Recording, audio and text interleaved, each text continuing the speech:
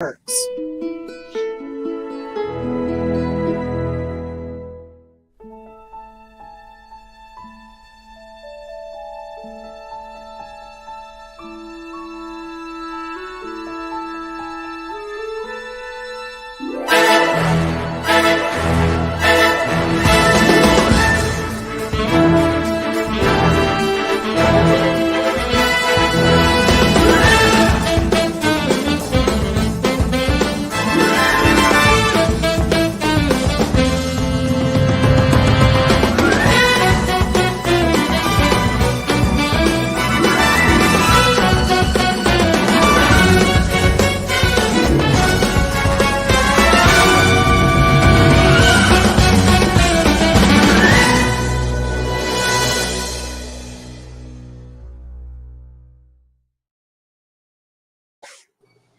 Happy Friday, everybody. I got it. Wait a second.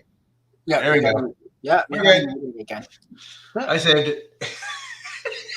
Forgot that when you come back from anything, you still had, Right? So rude. So rude, StreamYard. Yeah, just love that extra step that you have to do all the time, right? No. So, it is Friday. It is ToyPherapy time. Tonight, we are obviously working on customs. I have got a few in front of me to work on. I am probably not going to get most of them done, but I will at least make some headway on those. Same. And of course, to my right is my diorama that I still need to fix since I had to cut off 2-3 inches of it. It happens. Worst case scenario. That is how it crumbles sometimes. I got a couple different projects that this is how anal retentive I am. I have printed out. I have a little printout. I don't have like the materials, but I have like a picture and a bio. I'm working on Lieutenant, the original Andra from Star Comics. Okay. For my headcanon, I've renamed her Lieutenant Andra, just because.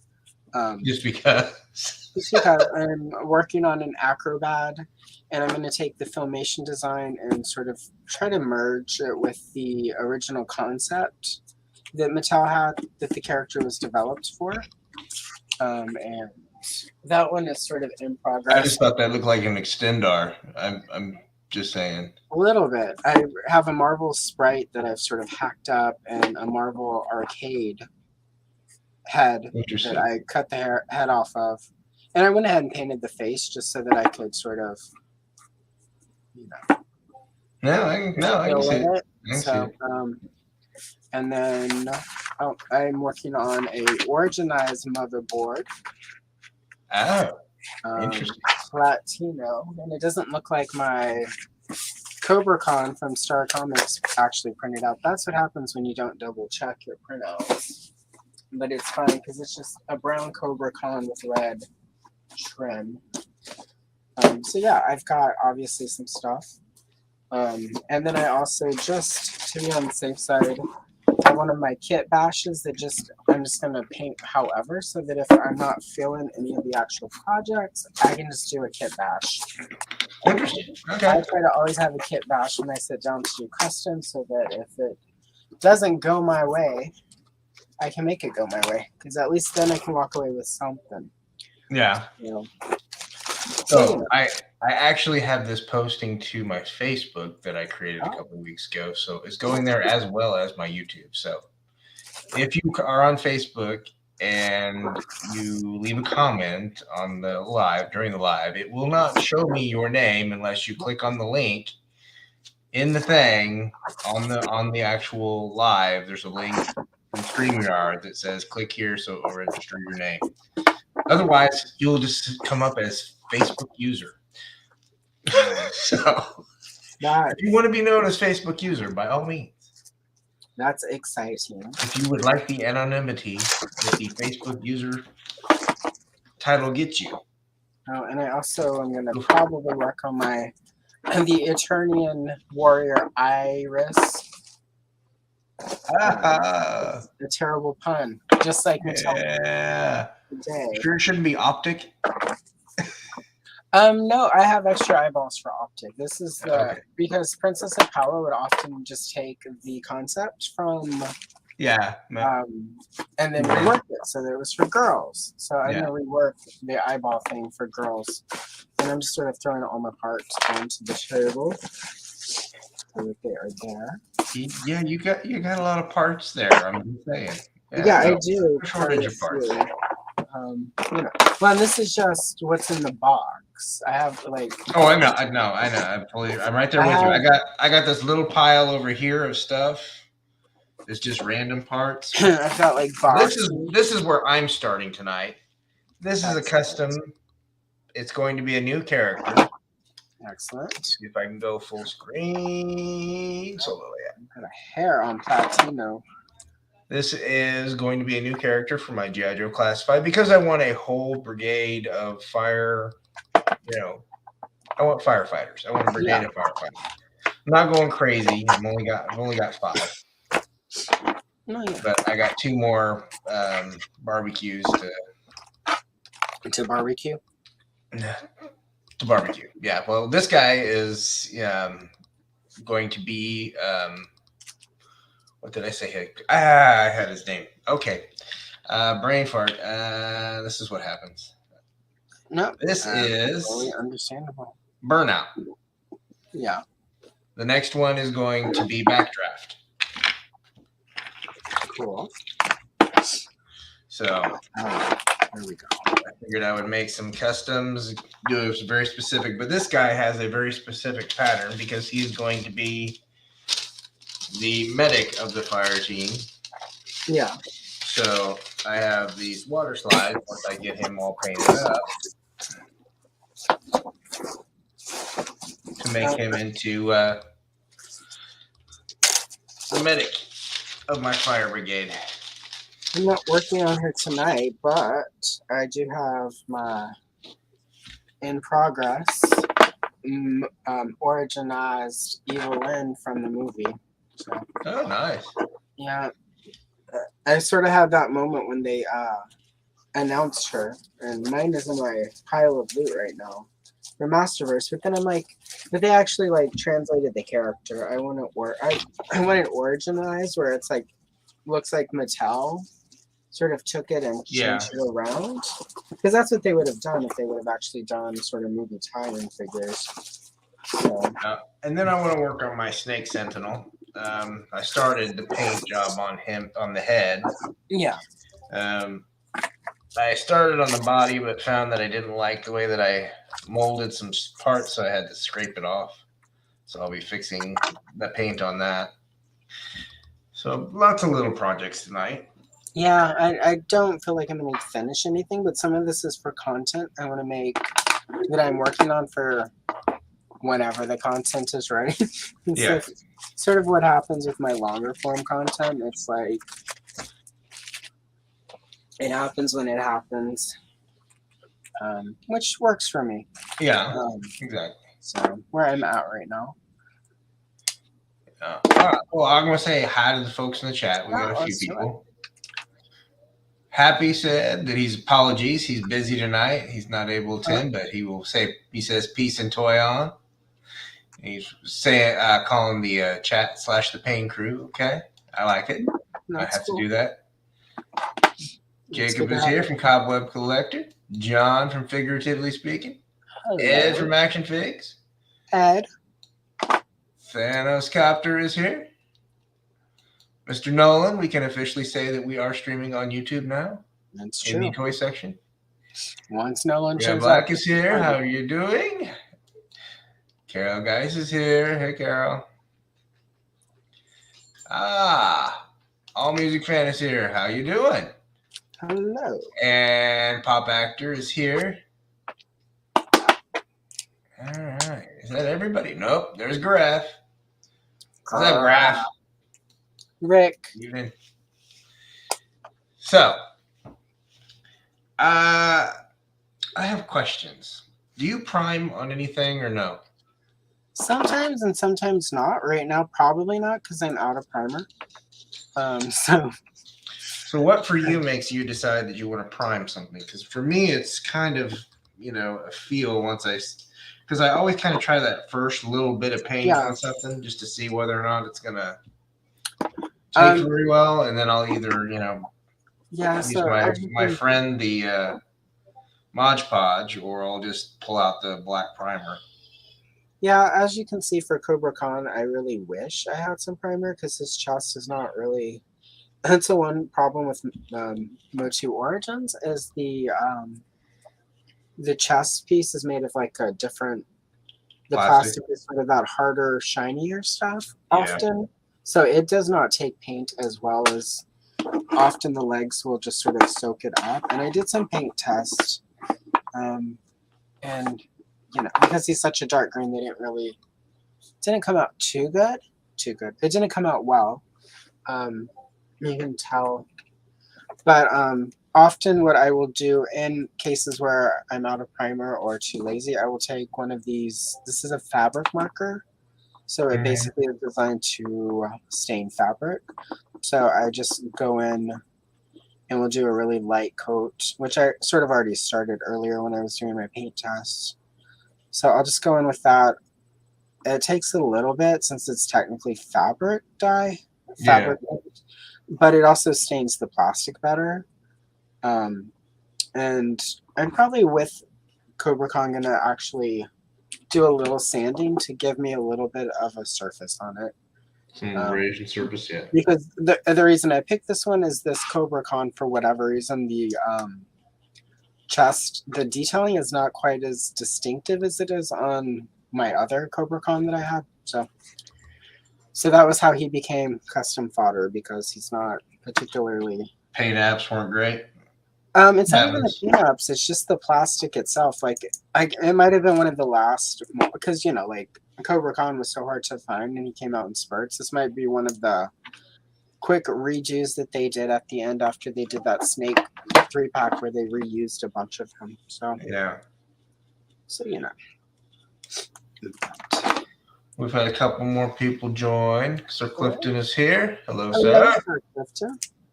And Break Something. Hi, he's Facebook user. Ha ha ha. You're funny. Damn, people still on. I say that as somebody who's still on Facebook. Well, you know what? I went ahead and opened a Facebook again. I closed it a couple years ago because honestly, there was a point where it was just so toxic. Yeah, Facebook comes and goes. There are times where it became a cesspool and I needed out. I've got about 3 or 4 people that are the main reason I stay on Facebook. One of them is my father. Well, the only reason that I joined the Facebook again was to join the Cabal for the Mythic Legions and the Cosmic Cabal for Cosmic Legions, because that seems to be the place to be for those guys. It's worked out so far because I managed to snag the Trapjaw homage figure for nice, like just above retail barely. That's including shipping. So I was like, yeah, no, you're good. I'll give you a little extra for the goods and services, and we'll be good to go. I saw your question, Rick. No, He-Man does not have a green beard. Platino does. He is one of Forza. I'm not sure if it's Spanish or Portuguese because it's the Brazilian line that they made. But this is Platino. And so this is who He-Man eventually is going to be. So I just made him, and I tried to keep it because it's not a very good beard that they sculpted onto him in Brazil. So I tried to make mine in the same spirit where it's just really sort of rough and looks as though he's got, it's like a bad 90s soul patch. Like he's about to break out some collective soul. Did you say bad 90s soul patch? Yep. Well, I mean, not that there was ever a good soul patch in the 90s. I had a person. I'm sorry, is there ever a good reason to have a soul patch? There really isn't, but like you have to be careful because every so often somebody you like had a soul patch that they were really proud of. You know what? And they're normal now, so you don't want to upset them and let them know that in the 90s. It's questionable. I was always like, And The you know, soul like, patch is like, I don't know. There's just something weird. You I have just just this yeah, little itty bitty area of hair. Come on, either it's grow it or don't. yeah, Pull it either share out. it or get off the pot. As And Lawrence has joined us tonight Laura, as his alter ego, a punk _ toys. well, hello, punk, with underscore toys, courtesy of Swiper Island. Yeah. Swiper, no swiping. Oh Swipey, man. swiper. And let's see. I know somebody else came in, snuck in on me. Ryu, how you doing? All right, where's Alex? Alex is there. Hey, Alex. Alex. Did you know, Alex has made 2 Fuerza Tea customs so far. Zolo World has got some good Fuerza stuff. Yeah. You might look at them. Alex, I was thinking of you earlier. I was listening to the Go-Go's. Our Lips Are Sealed, and there's this, I don't know if it's accurate or not, but it was promoted at one point by VH1 that when they arrived in Australia, they were met at the airport with people who had signs that said Alex the Seal. And because, and I don't know if it was just a mean joke about Australian accents, but the story was that they thought Our Lips Are Sealed was Alex the Seal. So I was listening to the Go-Go's earlier. I remembered that story, and then I thought of Alex. And then it's just been it was such a hectic work day that I didn't have the opportunity to ping Alex through any of the channels that I normally ping Alex through to like share horrible, amazing, funny things I find. So I think we're gonna break out the epoxy sculpt tonight. Uh-oh. Yeah. Well, that's what I made Andra's hair out Getting of. serious then. Much as I love Sculpey, it crumbles and cracks, and there's nothing sadder in life. I have got Procreate putty now. Yeah. I'm going to be using it to fill in this snake head.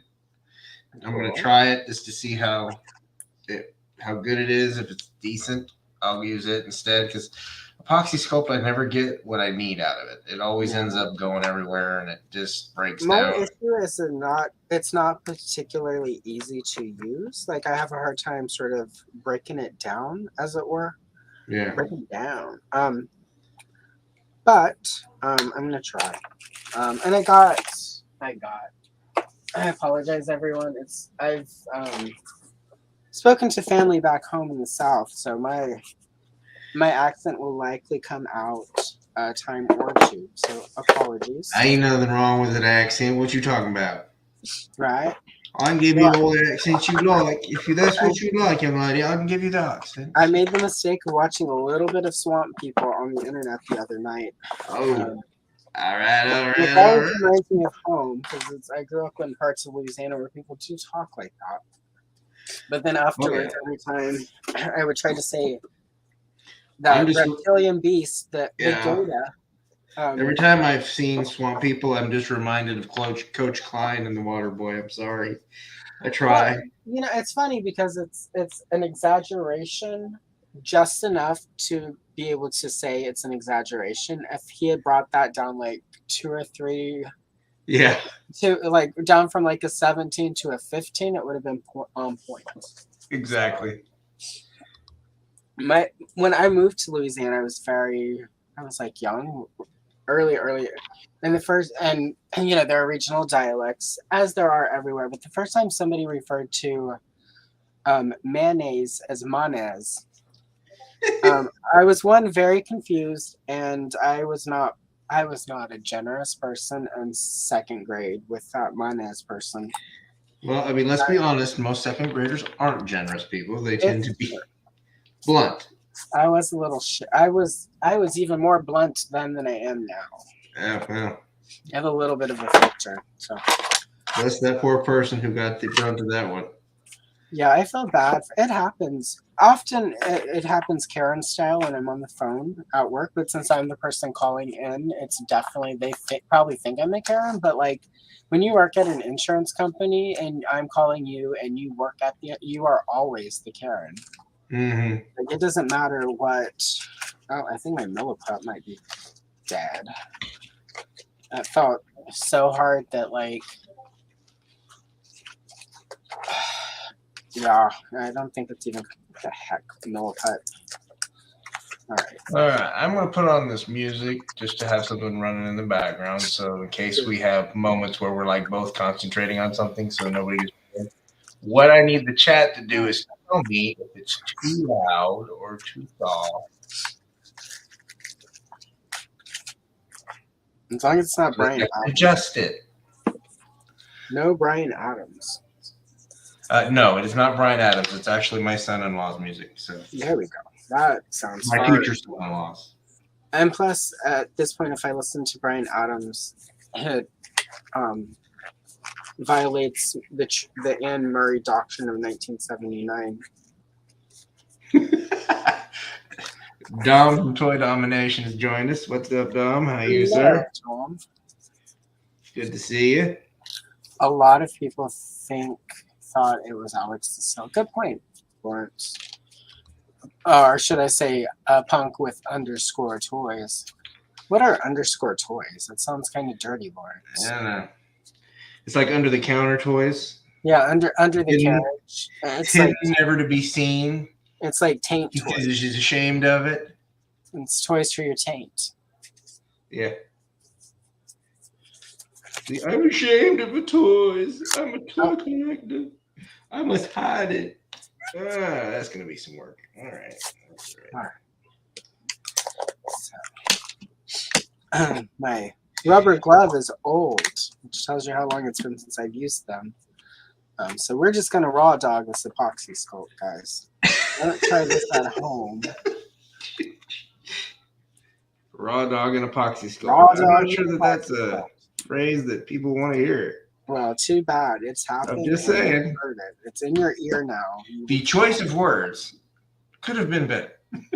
Or could it? Like, perhaps it was a perfect choice. No. Now people have that image. It could be interesting. It's a thing that happened. So now I have to remember what I was making. Yeah, okay, that's what I was making. Wanted the epoxy sculpt for. I'm like, wait, why am I doing this? Because you have so little time once it activates. You have about 30 minutes. It's not bad. As terrible as my sculpting is, that's definitely not. Okay. Do you need more lead time? I usually do, yeah.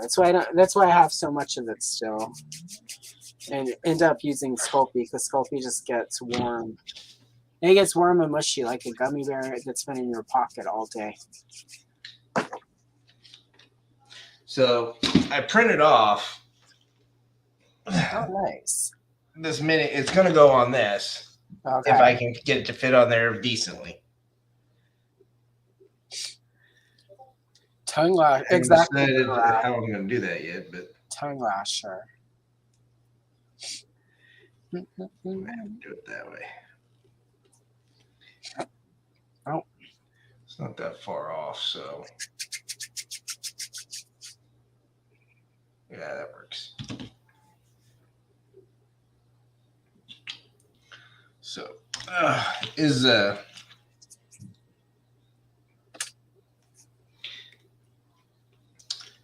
when you're using the epoxy sculpt, normally, yes, you use gloves, but do you use any tools specifically?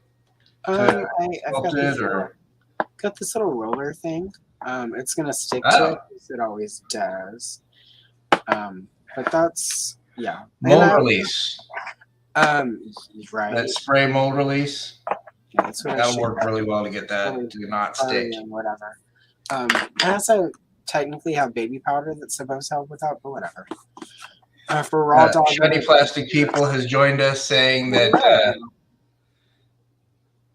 he's sorry for stopping in so late. Honestly, Chris, we really literally just started. Like in the immortal words of the Carpenters, I've had enough time to get like 3 parts, base coats done. That's about it, and that's really not doing a whole lot. I've only talked and like moved things around. So, and I mixed some epoxy sculpt, but like Karen Carpenter said, we've only just begun. And she's playing with really sticky Play-Doh. Let's just call it that. It's really sticky Play-Doh. Really sticky, and I've got a dirty X-Acto knife. Oh, Decisions were made. You decided to go with the dirty X-Acto knife? Is that what you're Well, it saying? was just the closest X-Acto knife because if I get up to go find the other X-Acto knife, that means I open the box of tools and then it's like when you have, and everyone probably in chat can relate, you have like the box of the toys you haven't opened yet, and then you go open the box and then you see all the stuff that you haven't opened yet, and then it becomes a whole ordeal where you don't actually get out of the box as soon as you needed to get out of the box. Because you're like, oh my god, why didn't I? And then you're like, should I open it? But it's like, no, I'll save it for later.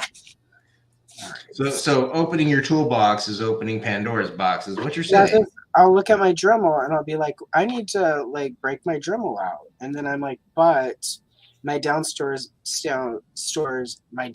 neighbors get really upset when we make noise, but we're supposed to be okay with when they scream at each other.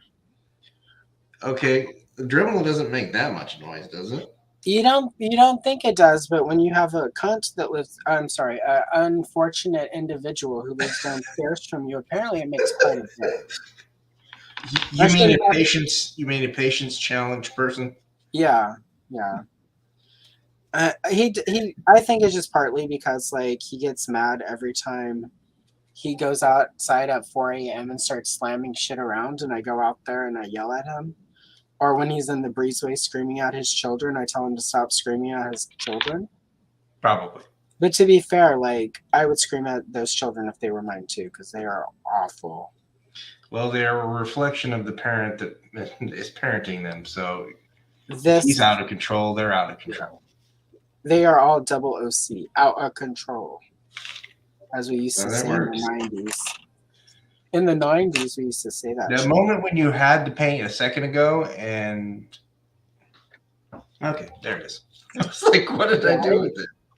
I just had it. There's other, like all the sculpting tools I put over on the side here so I can easily find them, and then I did not easily find them. So, but yeah, so get Acrobat his little hat. Kenny, if you want to join, I can send you a link. Yeah. Do a custom live. Allison's gagging on her own spit currently. Yep, I swallowed hard and wrong. I know that's not unusual for a Friday night for me, but a little bit more now that I'm older. In my 20s and 30s, that was just typical Friday night. Like, you did what? Oh my god, no. It's like, I can't be stopped. And then you flip your hair a little bit and look to the side like, what happens at the tapas bar stays at the tapas bar because you did it in the bathroom. Okay, well, as long as you did it in the bathroom. That had a really nice bathroom. That bathroom had it going on, if I remember correctly, which is debatable after all the martinis I had. So it is possible that it was just dirty in there. Oh, Lawrence. See what you did? Now Lawrence is all confused. Lawrence is confused about spitting or swallowing. And don't spit. At my age, I'm rarely in a position to swallow anything that isn't actual food, Lawrence. Back in the day,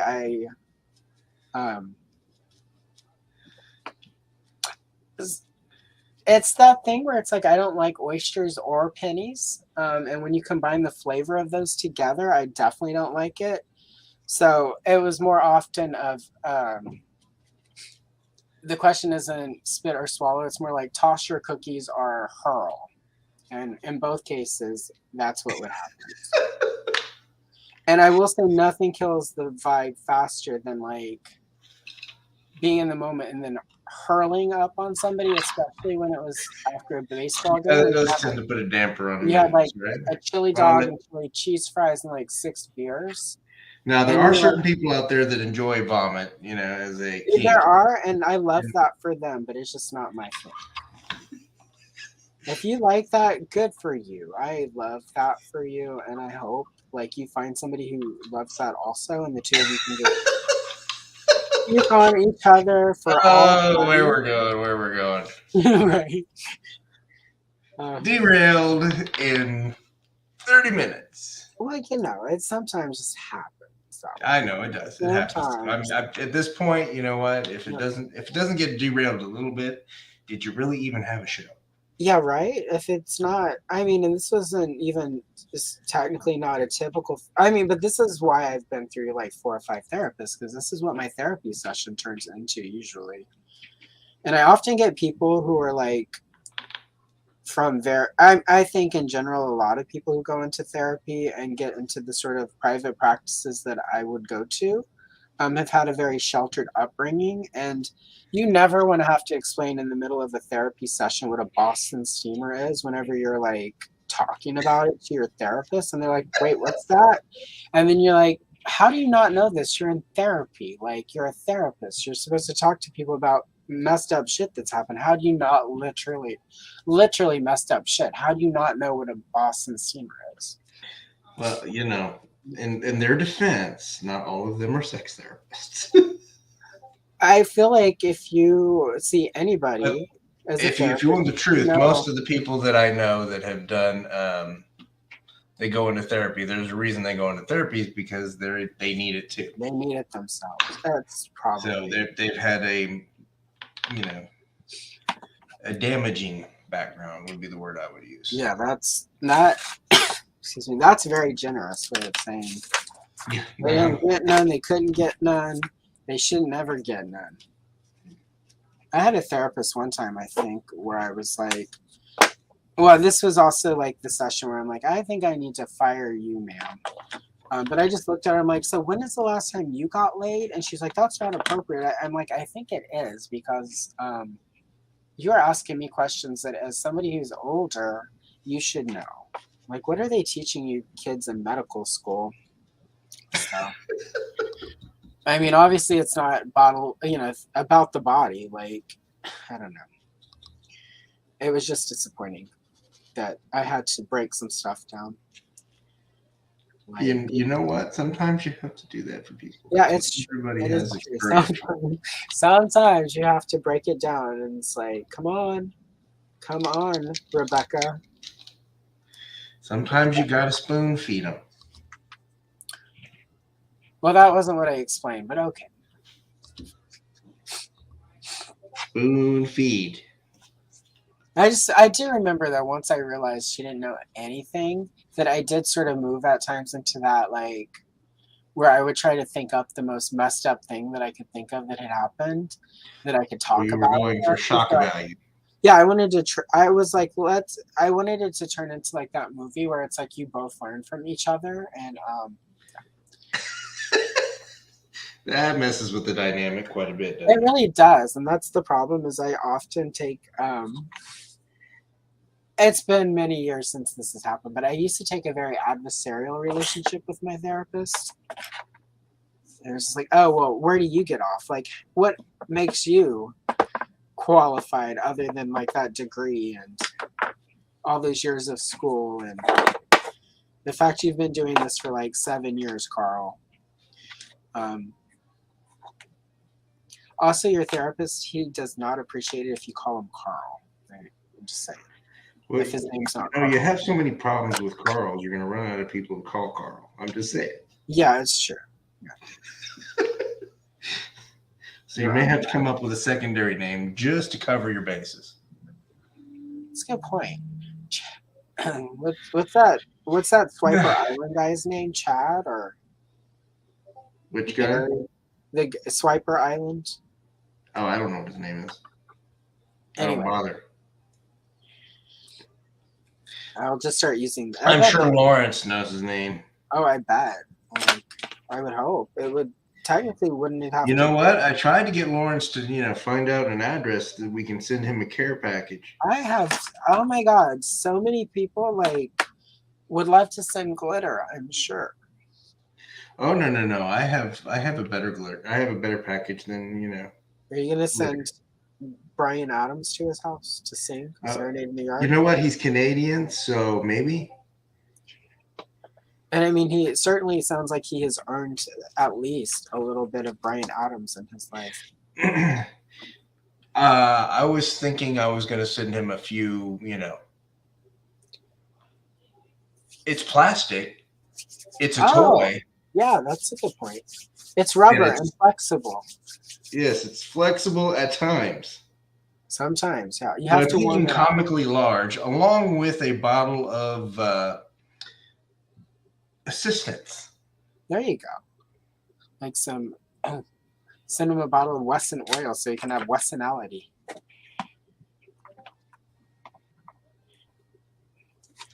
It's one of those things. You mess with people that are my friends. It's not a good night for you. Mr. Pop Actor, being a therapist to me is not an easy job.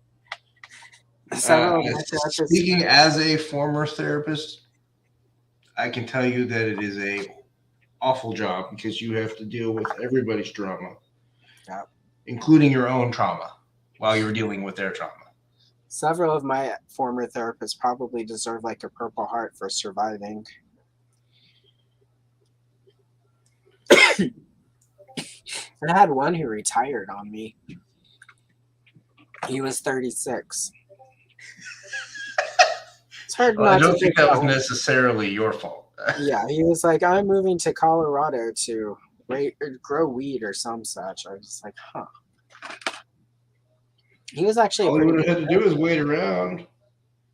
Yeah, right? I mean, geez, Oregon wasn't that far behind Colorado. It was at the beginning of the pandemic, though. So, like, I think a lot of people were reevaluating their lives, especially those who got paid to sit and listen to my neuroses. Unedited, unfiltered, without the I make it funny when I talk to people about it, but in therapy, no. Like here, it's like when I talk to people, like I'm like outside of therapy about it, it's sitcom fodder, but in person, it's more yeah. Well, I mean, It's the actual there's a trauma. little more depth to it than Oh yeah. The cursory kind of thing that when you're just making fun of it, it's more of, oh, it's a jest, but it's also a way to manage the feelings that you have because you are in therapy. So, yeah. And like Carrie Fisher used to always coping say, skill. if my life wasn't funny, it would just be true, and that's unacceptable. So I always took that to heart. All right, so All right. there's this flying jetpack that comes with a thing. I'm gonna pull myself big. So Acrobat is as good as he gets tonight, but I gave him his little belt and his hat, which are the parts that need to be sculpted. So it's on the side so he can cure. And so I made enough of this. We'll find the head. You overload yourself, Chris.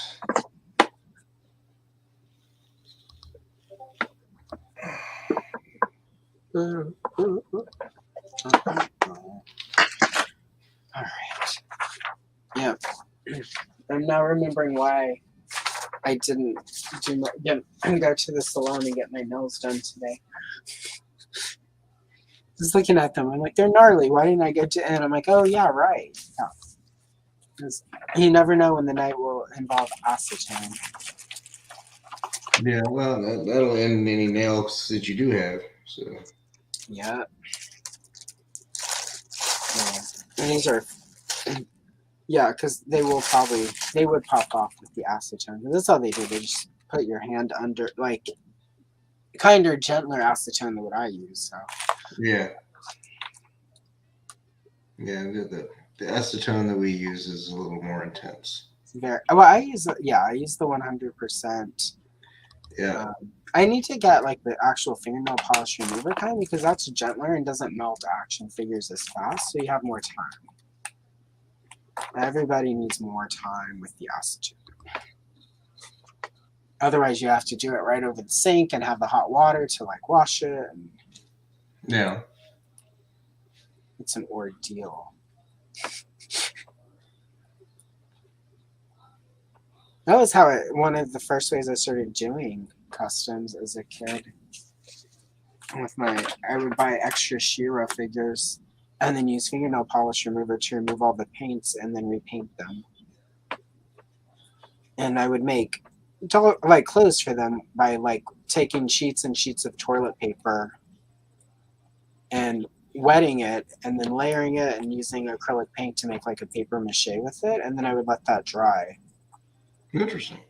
Yeah, and then I would mean, for long term, it didn't hold up very well, but about as well as most paper mache does. yeah. So, but what was interesting was like when I used red paint one night, and some of it didn't quite work, so I just threw it all into the toilet and forgot to flush. So all these layers of toilet paper that were like red, and it looks fleshy. And my mom, the next day when I get home from school, she's like, "What were you doing in the bathroom?" I was like, customizing. She was like, "Your father was thinking I had a miscarriage." And then I thought about it. I'm like, "Yeah, I bet that is what that would look like." So anyway. Yeah. Controversy out there. Well, you know. At Allison's house. Gotta sometimes invite the controversy. Sometimes, when you least expected. Not every time, but sometimes. Not always, right? All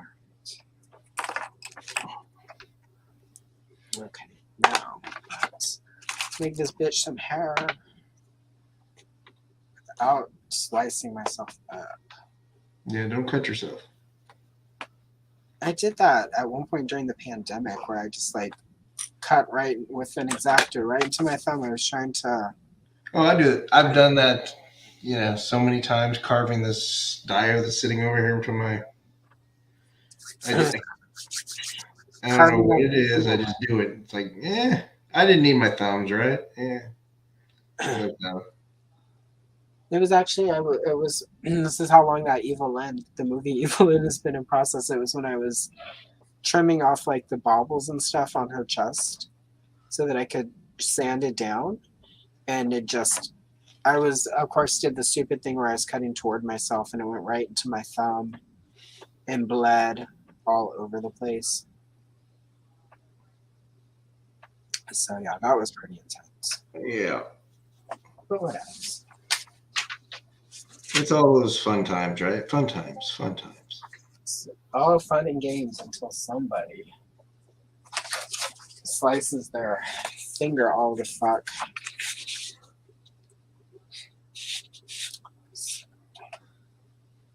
All right. So I'm currently trying to layer this snake head with some depth. Yeah. So I've done a couple different reds on it already. And I'm kind of putting each a progressive darker red each time. And then just kind of leaving some areas where there's nothing actually put on it. Yeah. For the upper layer.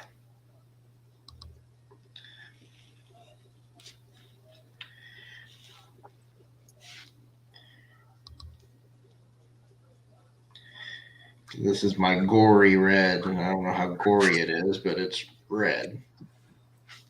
Excuse me. From the camera, it doesn't. I can't. It just looks red. Yeah. It's not super red, but it's red. Hello. Hey. How's it going? Good. No extra work next week. So, dinner is in the kitchen. I still have a piece of pizza on my plate. Okay. It's evident which one is mine. It's got all the shit you don't need on it.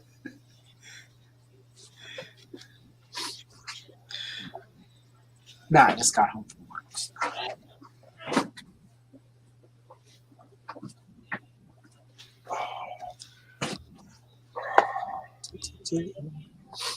Oh man, this is okay. I need the chat to tell me if they can hear the music or not. I can't hear it. So. Well, I know we can't, but I don't know if they can or not. It's such a weird feature.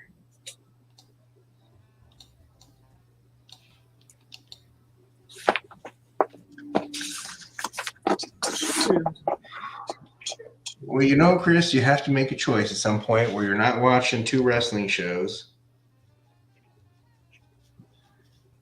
and YouTube. Well, this is why you have a television, a phone, and a tablet, right? And probably Yeah, an extra laptop so you can get all four. Oh, this is fucking good. I shake this. He's overstimulating himself, so Yeah.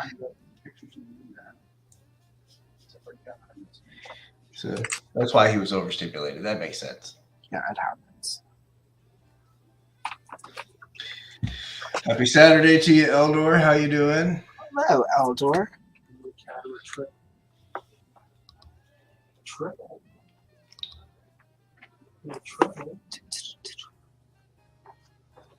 Sir, triples don't bite. My cats too.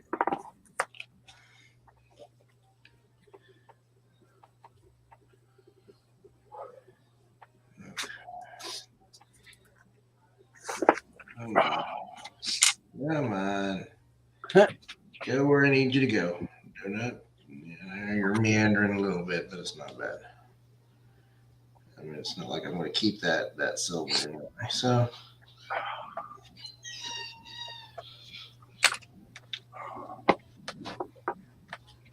Oh, the teenager is out of his room. He's come out. It's the nightly sighting of the teenager. He has joined the living. Momentarily. He will go back into yelling at his friends in a minute, because that's what he does. That's that sounds like teenage to me. Yeah, he's full on. Yeah. I didn't yell at my friends though. I just passively aggressively didn't talk to them. I would call, and when they would answer, I'd hang up. It was also before caller ID and cell phones. And Yeah, I didn't have that. one phone in the house, and they'd have to run All of your fun, Allison, was taken out by life. technology. Like sometimes Technology has just sucked the fun out of your I day. mean, like crank calls. Just like how do kids like occupy their time when they can't call and ask for Michael Hunt's first name Mike? Yeah, exactly. Or Mike Litteris. Yeah, huge ass. Or Helen's ass. Like, we all remember Helen. She was good people.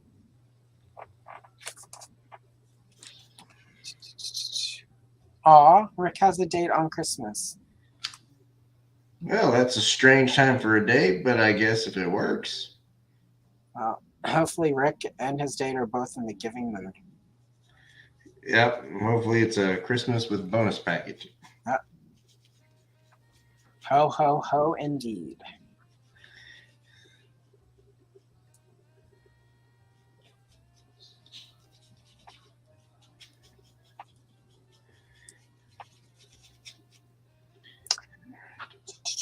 But all joking aside, congratulations, Rick. I hope it goes well. Now the question is, how did Rick meet this person? I bet on the internet. I mean, how does anyone meet anyone anymore? Well, I've met my wife on the internet.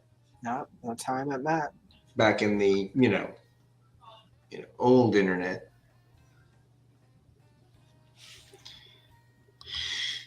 When it was still dialing up. Oh my goodness, AOL. Consider a good masturbation.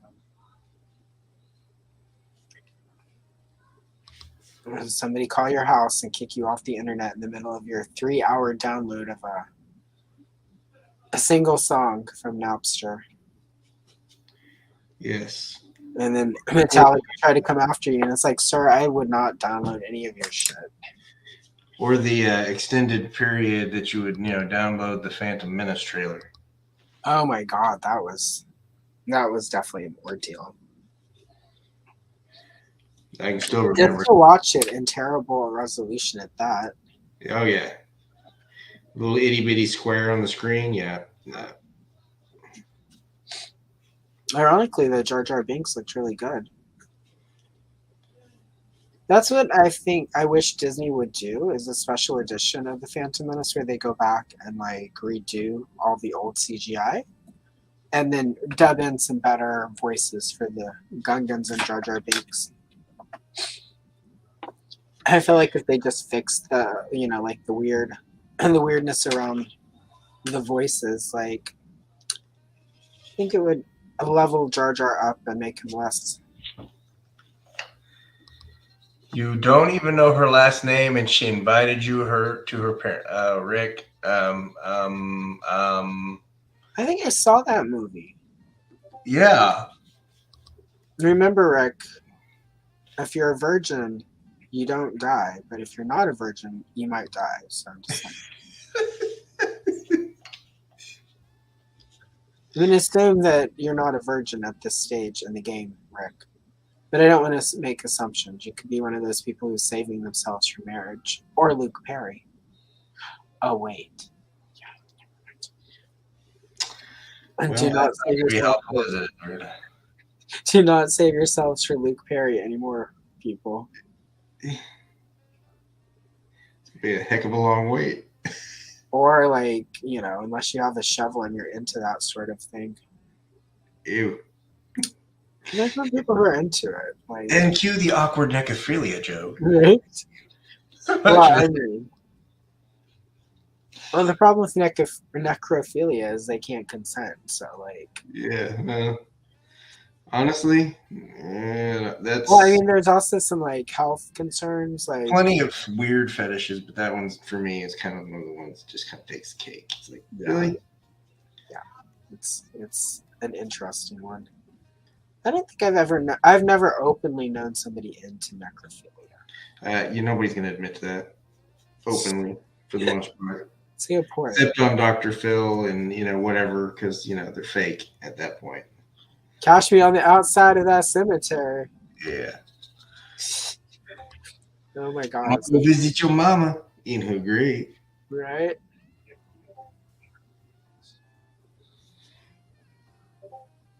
It's a little rough trade between friends, as your daddy used to say, and he's going to say whenever I get the Ouija board when I go to his grave.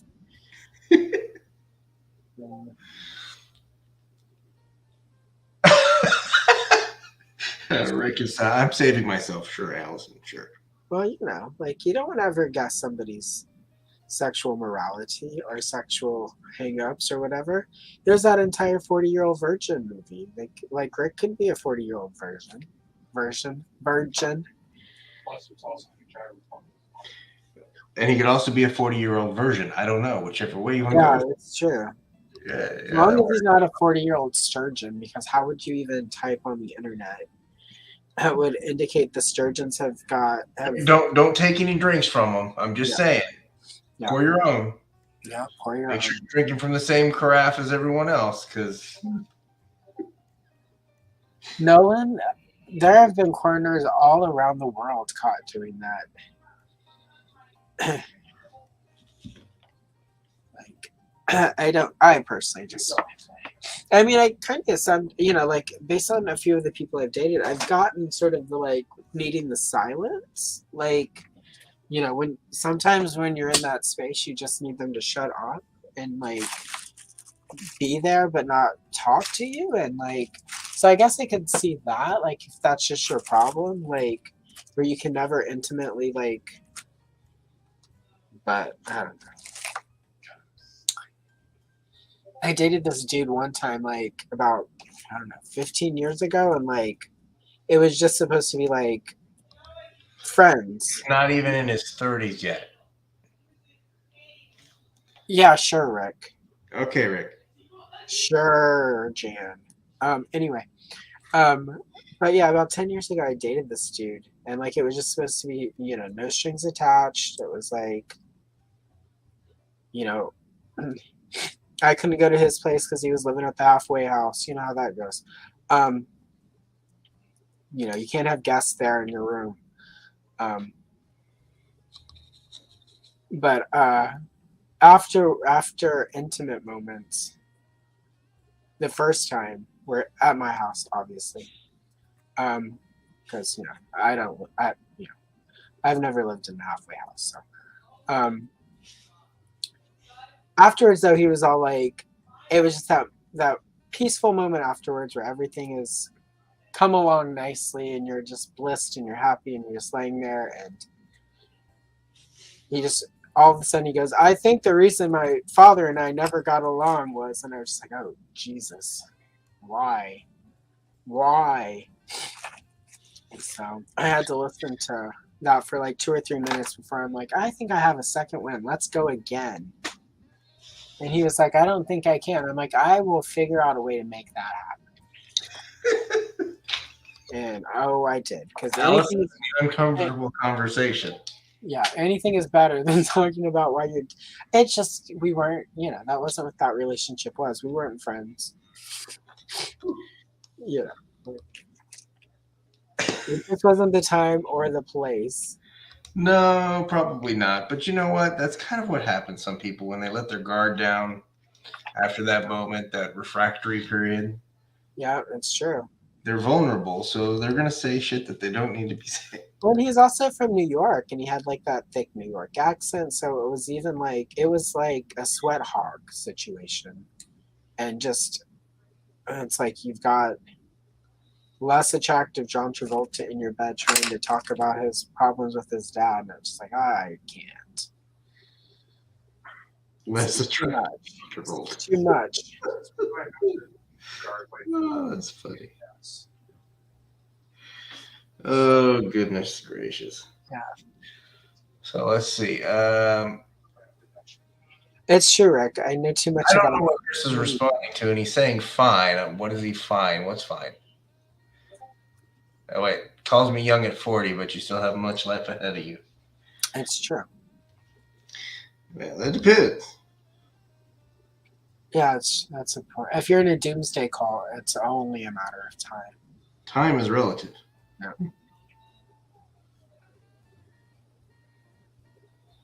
All right.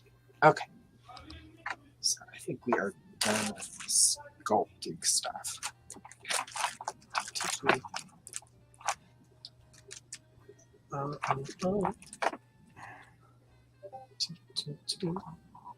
Okay, good. I don't know who this person on Discord is, but they don't get any time.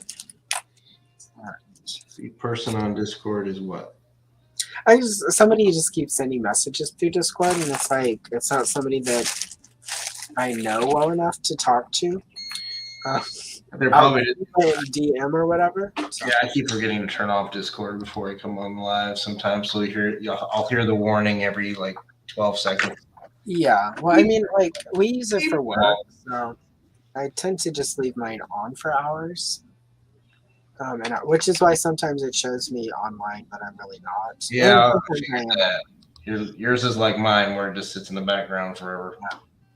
But not to actually open it or pay attention to it, but it's there. Yeah, it's if you need it. It's helpful in the morning when I get up and I start getting ready and stuff, so that all of a sudden the Discord will start going off. I'll be like, oh yeah, what time is it? I should probably look into that right now.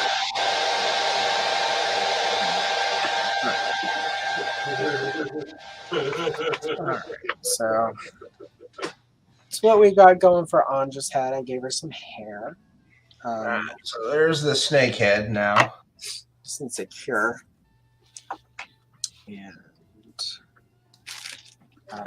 Andra, I have to fix Andra's head, but that is another day. So I don't actually use any sort of sculpting stuff for. I don't tend to permanently attach the heads between Masterverse and Origins. Just in case, because a better figure could come out with a better head sculpt.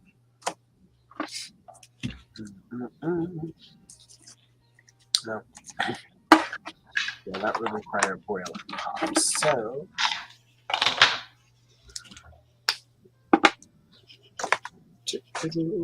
All right, let's see what we got in the paint. Oh.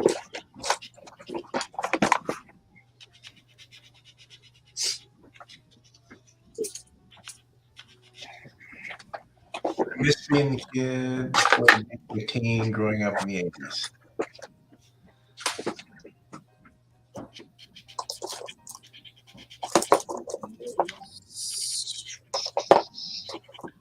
I think I need sparkly.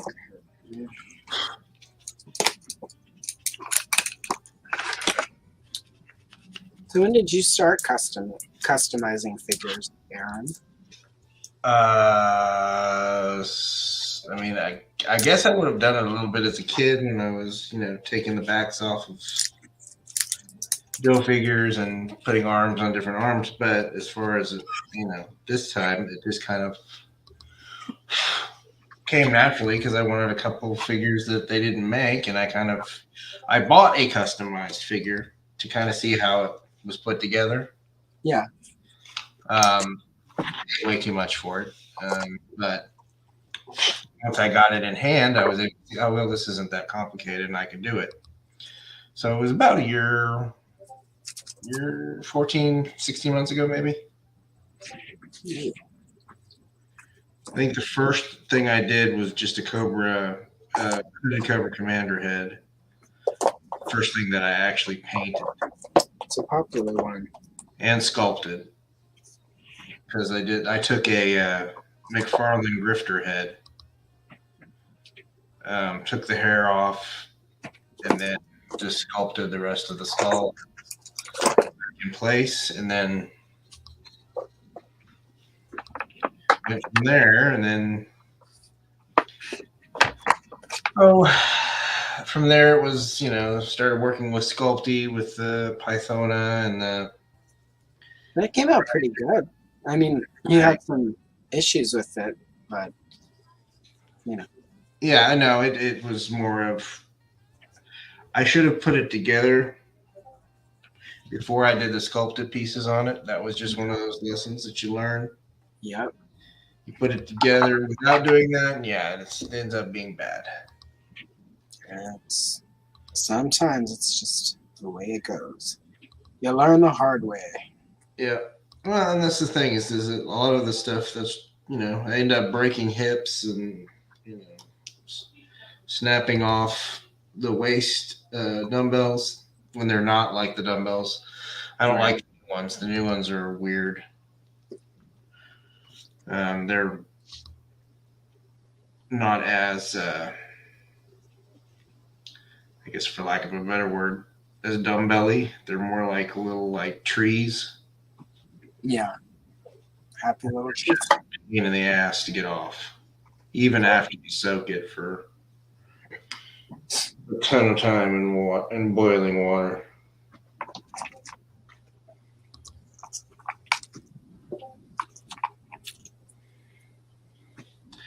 So, I mean, I honestly didn't think I would be doing this, but I do it, and I enjoy it, and it's something to do with my free time. And it allows me to kind of be a little bit creative. I can create my own characters. I can build it from something that didn't exist. Right. It's sort of fun. There's a lot of creativity that comes from it. And the thing is I've always had art in my family. Yeah. Those things that. As much as I would want to say that I don't have art, but it's there. So I think a lot of people, some of it is just the way we're sort of taught to think about art, where it's it's a really specific thing. And I think sort of part of why the coloring thing took so long for me to wrap my head around, because for a long time I was just that's not art. You're coloring. But then when I sort of really got into it, I'm like, this is about the same thing. You're just not drawing it yourself, but it's the techniques you use are the same things that you would use if you were using color pencils to do an art piece for art class. It's just somebody else did the picture for you. Someone else gave you the outline. Yeah, so, and I think it's a little bit, it's sort of the excessive, and I think what I've noticed about action figure customizing is that it's very accessible for people. Like,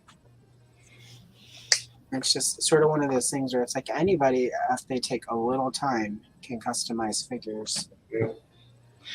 And I think a lot of people think that it's more daunting than it is. Now, it depends on what you're wanting to do with it. Yeah. You have to. When you start getting into the sculpting and you start getting into fun detail stuff, it can be a little overwhelming for the novice. But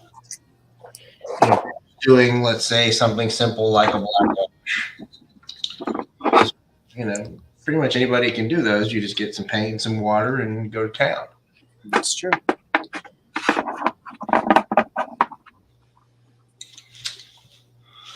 I don't know that I like the gray there.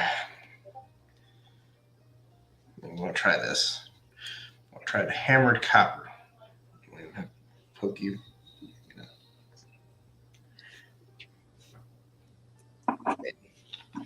We'll see how that works. Right. Margo, how you doing, sir? Good to see you. That's not the one I want. All right, that's what I want.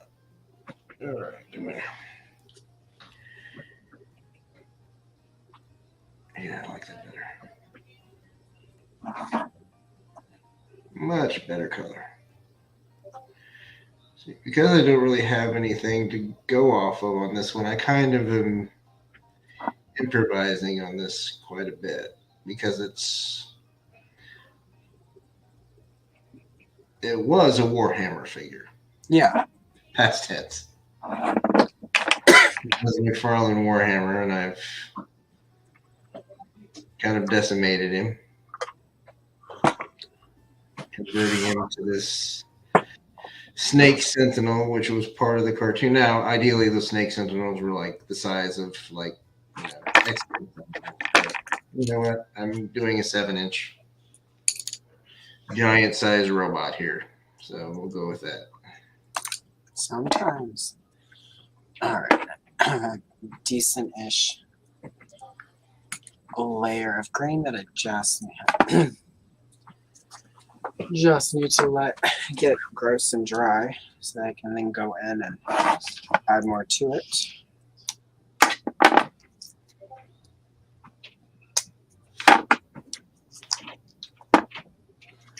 The worst part is that I don't need my glasses to see this, but I do need my glasses to see the screen.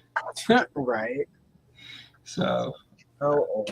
Those of you, I'm going to see a lot of my glasses on my top of my head. And I will apologize if I'm not quite getting involved with the chat. I'm trying to get a look at it every once in a while. But honestly, when my glasses are off, I can't see the chat.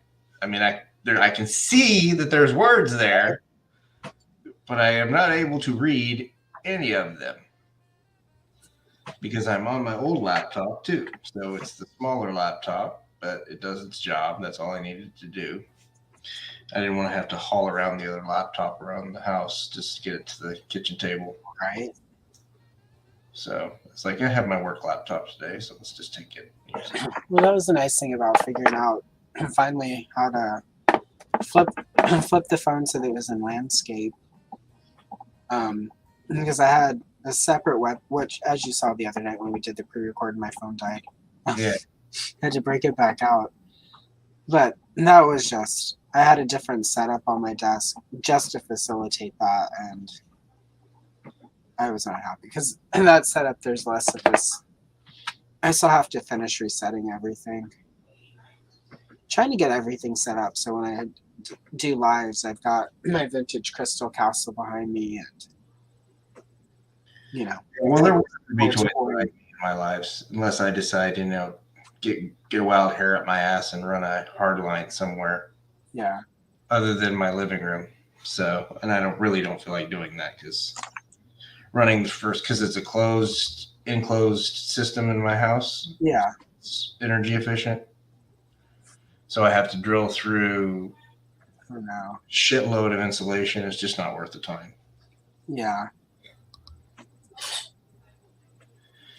And I Yeah, don't I want have everything set up with my work. to feeling that just looks awful.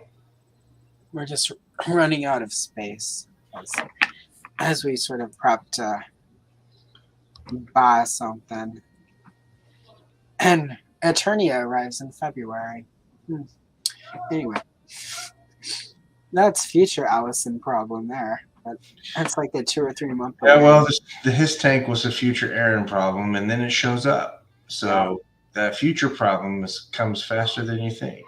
And that's not one you can hang from the ceiling like a skyscraper. No, you can't hang anything from the ceiling. We all remember that 80s band that did covers of Sky Striper. There you go. Just like the pilots of Top Gun. It's like Snake Island. Oh, wait. That's not it. That's not it. Swiper Island. That's right. Swiper, no swiping. Oh, man. If only that worked. I know, right? Instead, you get a copyright takedown. Well, when you're Lawrence. It feels like it's personal between him and Lawrence. I think it is. I think there's some personal issues there. And they probably just need to arm wrestle it out, like oil themselves up and arm wrestle, and then kiss. Yeah, I think Lawrence going to take I think that's part of Viper Island's problem. I mean, Swiper Island's problem. He doesn't have enough love in his life. Who knows? I don't know. I just know when I first started watching stuff, I was watching this stuff, but for whatever. Produced, I had no idea who he was until shine a turd so far. I'm just saying. Warned me. You can only shine a turd so far before it becomes something it's not. No.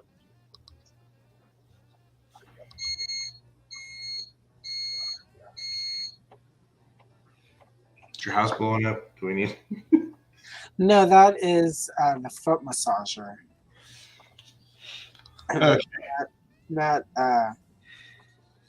is working a warehouse job during the day again, so he needs that when he gets home. But the good news is the cats are excited he's home, so they're all over there harassing, basically over there trying to steal his dinner. Well, that's kind of their job.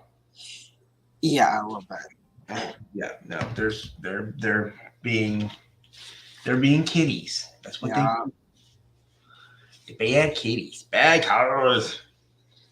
Especially the new one. He's like, he was of a litter of 9, and there were like the mama cat and then 2 other adult cats in the house. So there were like 11 cats in his house, and he went from that to like 2 cats.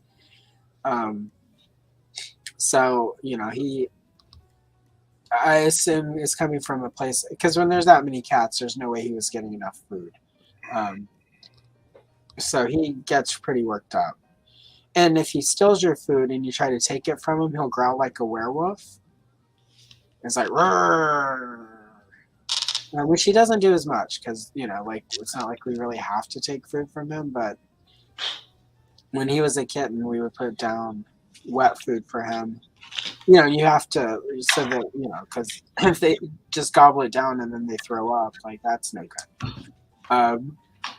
And we would take it from him, he'd go, roar. So he's my little werewolf. Started it is what you're saying. Yeah.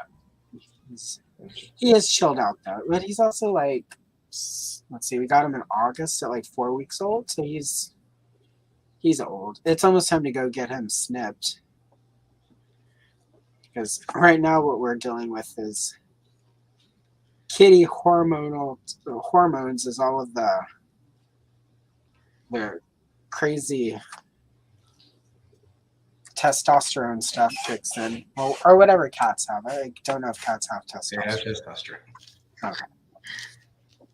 You don't know. Like, I know human men who don't have testosterone, so our gonads are a spine. So anyway, we're named Carl. And they're all strangely named Carl. Yes, we're fully aware. Yeah, they're actually not all named Carl. There's some guy out there named Carl who's like, why you besmirching my name?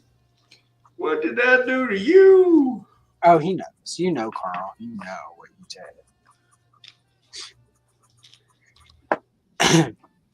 Yeah, like exactly. There's always something that the Carls of the world are responsible for. Poor Carl. Yeah. Ryan in the corner. We're gonna It's have to get Carl a cry closet. Is that what you're saying? Oh yeah, like Carl, just like his entire apartment is a cry closet. I mean, we got Lawrence a cry closet, so we gotta get Carl a cry closet. Yeah. Carl would get like a cry trailer so that it can just go with him everywhere, because that way. And this putty is awfully dry. I'm hoping it works.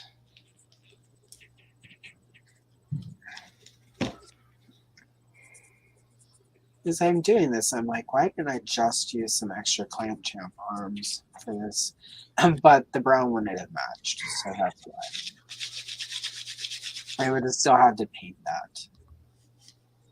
And I hate painting skin tones on human characters as is. So better. Is the best way with skin tone is just to redo the entire thing. Yep. Lawrence believes Swiper Island has no testosterone. It's probably possible. I bet it. I bet he doesn't. Or if he does, a decided lack of testosterone. Or if he does, it's in a mayonnaise jar and he can't get the lid open. And his kid hasn't come home to twist the lid off for him yet. So it's like an old mayonnaise jar and it says testosterone. I don't know how old this Procreate was that I bought, but damn. It's definitely, it's getting easier as I work it, but damn.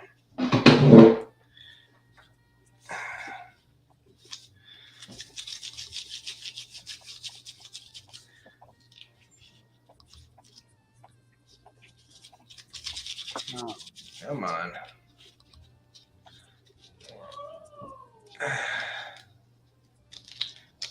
I've been looking at Procreate. Apparently it would make it easier for me to start drawing again. Because as I run out of old coloring books to buy and new coloring books to buy, I've been sort of annoyed with the lack of certain characters. So. I've been watching. I sort of stopped drawing entirely. Like 2010, 2000. I mean, like I'll doodle and stuff to do like costume designs. Like I'll doodle to like figure out blueprints and stuff. But I don't actually like draw to like. Yeah. But I've been thinking the last couple of weeks, like as I try to find like Natasha and the Star Sisters and sort of all of the. Here we go. Anyway. Matt has a cold. I have allergies today. So.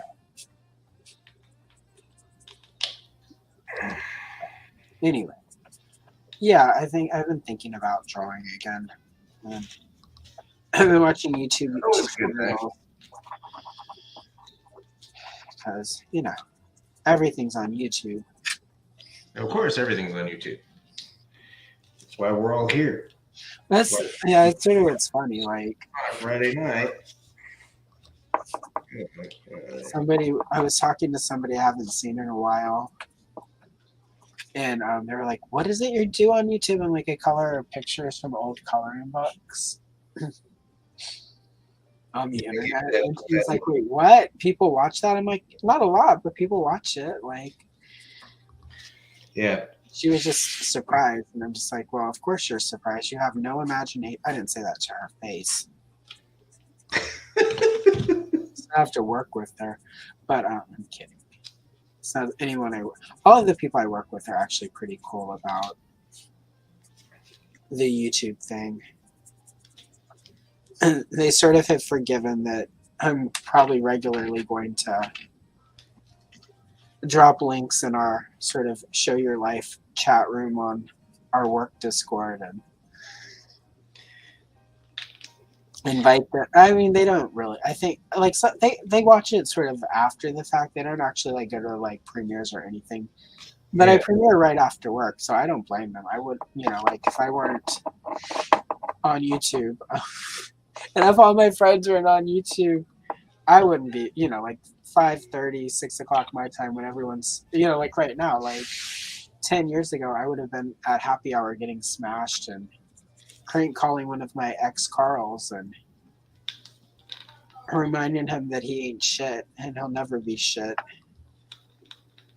All right. Yay. Now I just need to get that settled and cure. I guess it worked out. It's harder to crap, so I don't know. It's just old or what? Probably it's old. Exactly, Largo. I turned on the TV a few weeks ago to watch true crime. And then I was like, wait, the true crime thing that came on was something I had watched on YouTube. And I'm like, oh, wait, A&E is on YouTube now. So I'm seriously thinking whenever it's time to sort of renew the cable that I'm going to cut a bunch of the cable channel stuff out. Oh, I did. We got rid of cable.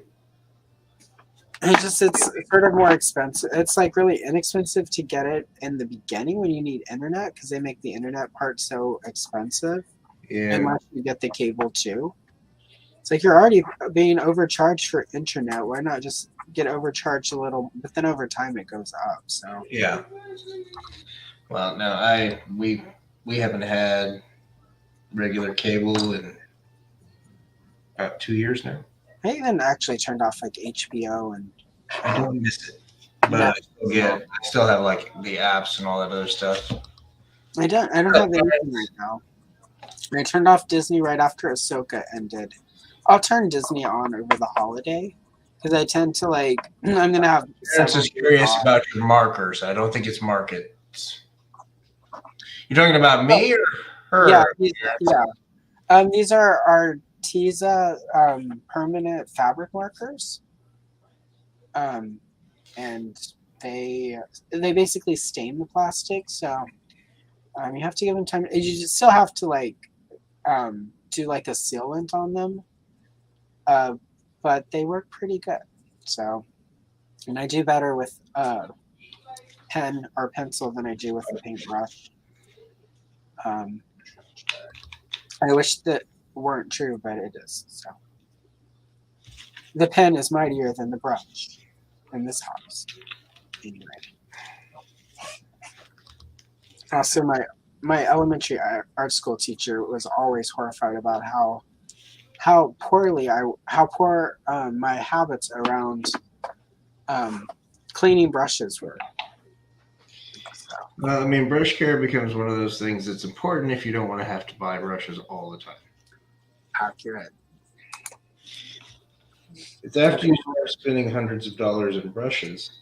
Apparently, maybe I should spend 5 seconds and clean them. Apparently, I like buying brushes all the time. Yeah, well, if you do, I mean, that's more power to you.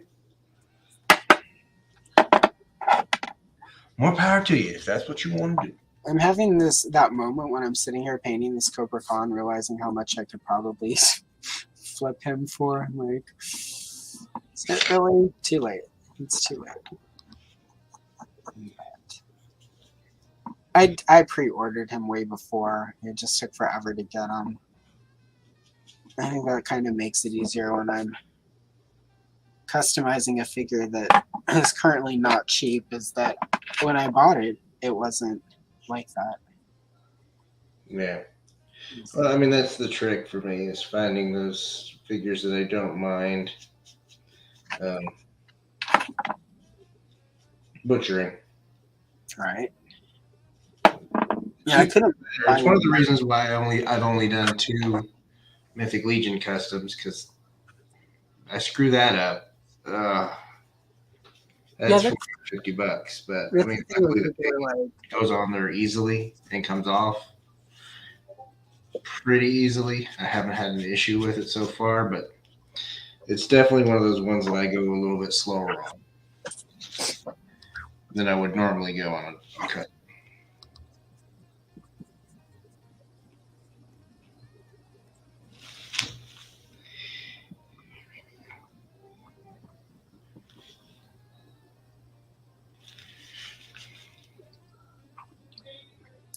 Interesting. What? Terrence is colorblind in one eye. Oh, that is interesting. I have a friend who's colorblind, and he's like often. I get surprise package this from my Amazon wish list of like markers and pens and paint or whatever, or pencils or whatever. And it just always cracks me up because it'll be from him, and I'm just like, he's buying me stuff that he can't actually, and he was like, as soon as he's like, if you ever do Patreon, let me know, I'll support you. I like supporting sort of the arts, and it was just funny though, because it's like, I'll send him something, and he can see colors, but they don't display. It's like he can't see certain colors a certain way. Like, he doesn't know the Incredible Hulk is green because he can't actually doesn't see sort of green. And so back when I would babysit for them, we were playing, his child and I were playing with Play-Doh, and when he and his wife got home and I was cleaning up, he was like, because it was a terrible Incredible Hulk, but child was 3, so it's not like they noticed. But it was like the Incredible, I was like, it's the Incredible Hulk, and he was like, oh. And he's like, you made it with that color, and I'm like, yeah. And he's like, I always thought the Hulk was this color, and he picked up the red, and it was just really interesting that he sees a lot of green as red. So. Mm-hmm. My oldest boy, I think, is colorblind. He hasn't. We don't know for certain because it's never really actually been an issue. Yeah. For him. But yeah, there's some obvious things where it's just like, dude, yeah, I don't think you're seeing what you're seeing, because he'll like argue with me about a color, and I'm like, dude, no, it's not that color. Yeah. That was sort of the first time I found out what colorblind was like 3rd grade. And this kid in my class, Tommy, got in an argument with the teacher because she like how they have you in elementary school where you have to like read, everyone reads out loud and everyone reads a chapter. And for whatever reason, the thing he was reading had like a color wheel. And but it didn't have the name of the color, so like the activity was you have to name the colors. And every time he would get to the yellow, he would call it green. And she was getting so flustered with them. And so she finally was just like, move to the next one. And like, he got, of like the 6 colors on there, he only got 2 of them right. Yeah. And the rest were sort of mixed up. And then she sort of, he was also one of those kids who often would act out in class. So that's what she thought was going on, I think. And then it clicked when he had a bunch of them that were like sort of flipped around, because he started panicking. Yeah. And that was when she would just goes in the middle of class. She's like, Jesus Christ, are you colorblind? Not like in a bad way, like it had just clicked for her. And of course, Jesus Christ in 3rd grade is like a curse. It's like terrible, especially like where I grew up with all the Catholics. Several of those children probably still haven't recovered from the day our 3rd grade teacher lost her shit and said, Jesus Christ. That was how I knew she was a Protestant. They're rare in certain parts of the South, but they're there among us. I grew up, like, my parents weren't super religious, but my family is evangelical, Southern Baptist, and Pentecostal, and I remember saying "geez," and my uncle, who was a Pentecostal minister, would like start chewing me out for taking the look, because Jesus, short for Jesus. And I remember my little 5'2" mother and he's like 6'1". I remember her going off on him, like, you shut up, that's my kid, I'll tell my kid what is what. And she's like, Jesus, who do you think you are? And he just, and she was in jeans and she cut her hair and was wearing makeup. So it was like, I know afterwards he was ranting about the Jezebel. Of course. Which is, one of those times I definitely appreciated my mother. Jezebel and all. I did sort of hit a point in my life where I felt like part of the way I moved through the world was specifically to upset them. Well, if they wouldn't be outraged and horrified by what I'm doing, why am I even doing it? I kind of get that vague impression, yes. Yeah. There was some revenge-driven behaviors. I am a goddess of chaos and mirth and sass.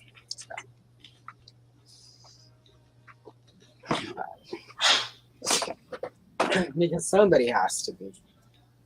We can't all follow the rules.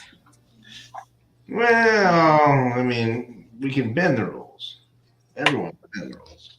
It's just a matter of whether or not you choose to do it. Right?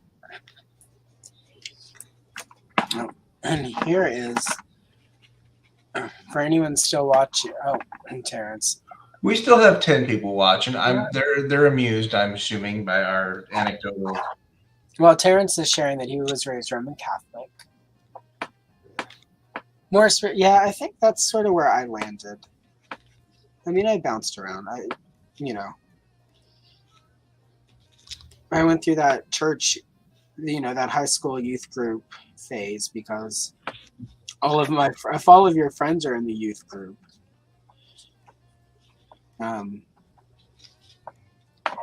so yeah, I had, but it was always just like I was there for them. I would go to like the Pentecostal services as a child and somebody would start talking in tongues and I just thought it was hilarious. So of course they would then have to take me out of the room. Which again is probably why they thought one of the many reasons why. I'm sure to this day they think, well,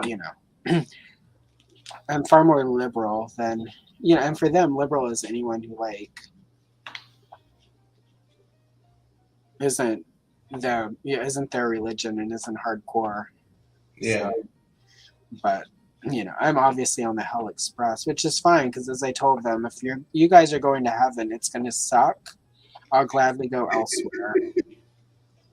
I'll go somewhere where I can put on a little makeup and a push-up bra and listen to good music and hang out with cool people because if you're what's getting into heaven, it's gonna suck.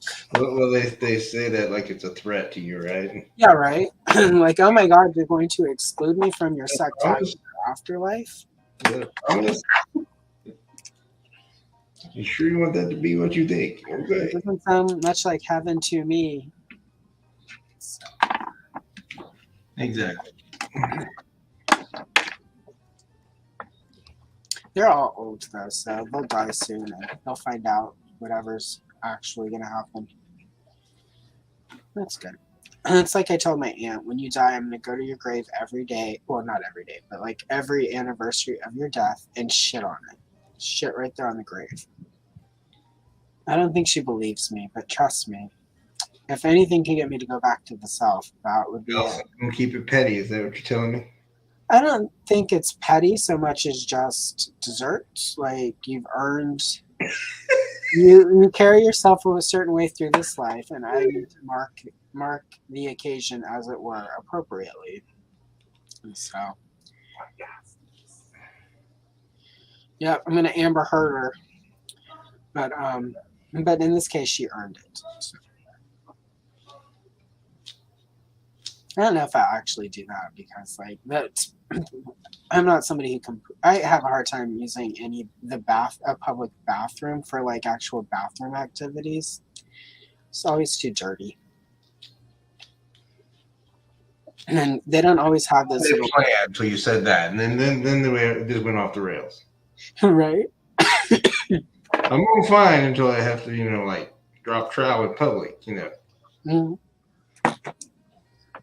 Then I'm gonna get all shooey shucky darns. You know what, Largo? I agree, and I have definitely spoken in tongues after Jägermeister, or as we used to call it in high school, Jäger Monster. I need some cough syrup. Yeehaw! We used to play quarters with Jägermeister. It goes really quick when you're playing quarters with it. And then you would have to move to the peppermint schnapps. And then if you get past the peppermint schnapps and you're not like throwing up in the bathroom, then like you have to go to meetings. Like I think it was a Jägermeister peppermint schnapps strawberry hill night that I woke up in a litter box covered in like red vomit, and I thought I was throwing up blood, but then I just realized I drank like 6 bottles of strawberry hill. So You woke up in the litter box. yep, at my friend's house. But luckily, since it was her house and my ride showed up right at 9 a.m., I didn't have to clean it. So I didn't ever get invited back. Yeah, somehow I think that would put a damper on return visits. Yeah, but I didn't really want to go back there because when you wake up in a litter box at somebody's house, it's not like you actually are having a good time at that point. You're probably chasing the cat around trying to play with it while you were drunk. Probably not, because I didn't like cats until I was older.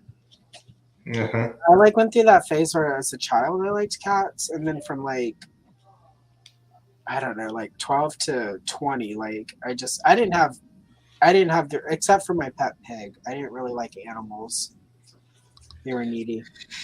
And my pet pig lived in a, like had a well, I mean when she was too big to come up the stairs and sleep at the foot of my bed.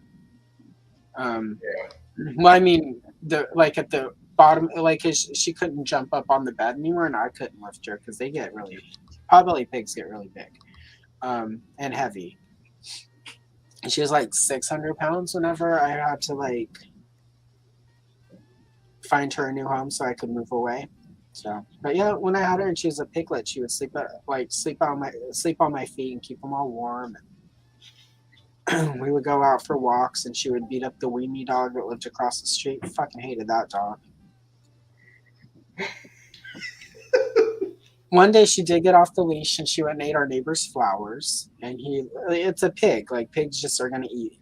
Yeah. And he called and was screaming at me. He's like, "Your pig needs to stay out of my yard." And I'm like, "Your yard needs to stay away from my pig."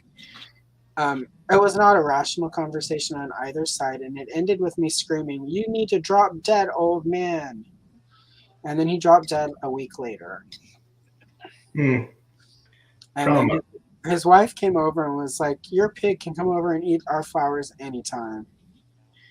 I was like, oh, like maybe he didn't drop dead like through the wishes of Allison. Like suddenly she has a new man over there, like within a week or two of him dying.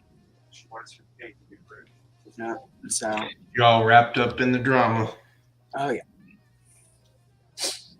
You just didn't know it. Largo, I'm gonna disagree because I have some really codependent cats. Cats become codependent excuse me, if you have to put the time and energy into it.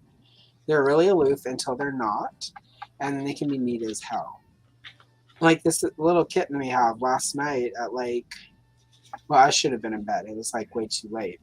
But he came up and was meowing at me like he was in pain, and I got up and followed him. He led me right to bed and then plopped down at the foot of it like, "It's time to go to bed." And then I didn't go to bed. So, but our cats are pretty good. Dog out here with me somewhere, sitting over in the chair on the couch over there. But it does depend on how much energy you put into them, and kind of sort of how domesticated they are. If it's a feral cat, then it's going to be different. But if it's a domesticized cat from a long line of domesticized cats, I think that's a word. If it's not, it is no. But yeah, so. But that's the only reason I disagree. It depends on sort of the cat and its background and all of that. So. Rick would like a pig for his present. Well, good. I'll let the committee of pig pettery know that We need to figure out who he's having a date with and let her know that he would like a pig for Christmas. Okay.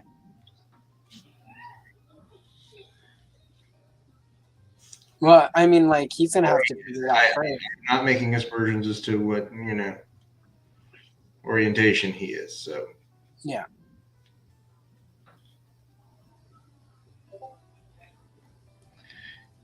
he may have said she was a she earlier, and I registered that, or I did not. So my attention span is that of a squirrel. Squirrel. My understanding of Rick is that it's more than likely a lady, but who knows? It's a crazy world we live in. And if it makes you happy, you date whatever. As long as they're alive and they're a human and they can consent. No dead people, no animals, no Brian Adams. He's dead inside. Adams. I don't know what he ever did, but he's a lot like Carl. Poor Carl. Brian Adams is a Canadian. Like Brian Adams is Carl of Canada. He's like the president of the Canadian Carls. I don't know what he did to you. If you've listened to his music, you know. That's not enough justification. No, it's more than enough. Listen to everything I do. I do it for you enough times over the summer, and you would be there with me. Pretty much that's every song over the summer. Yeah, it's true. Because for whatever reason, a radio station will only play the same 20 songs. It's because there's always some asshole like that listens to it over and over and calls and requests it. Can you play that Ryan Adams song again? How about we don't?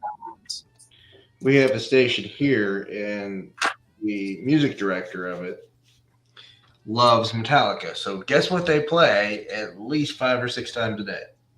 Oh my goodness. I went and saw them one time at the Houston Raceways. So, there's a ton of other music out there, but no, that's what I'm going to play all the time.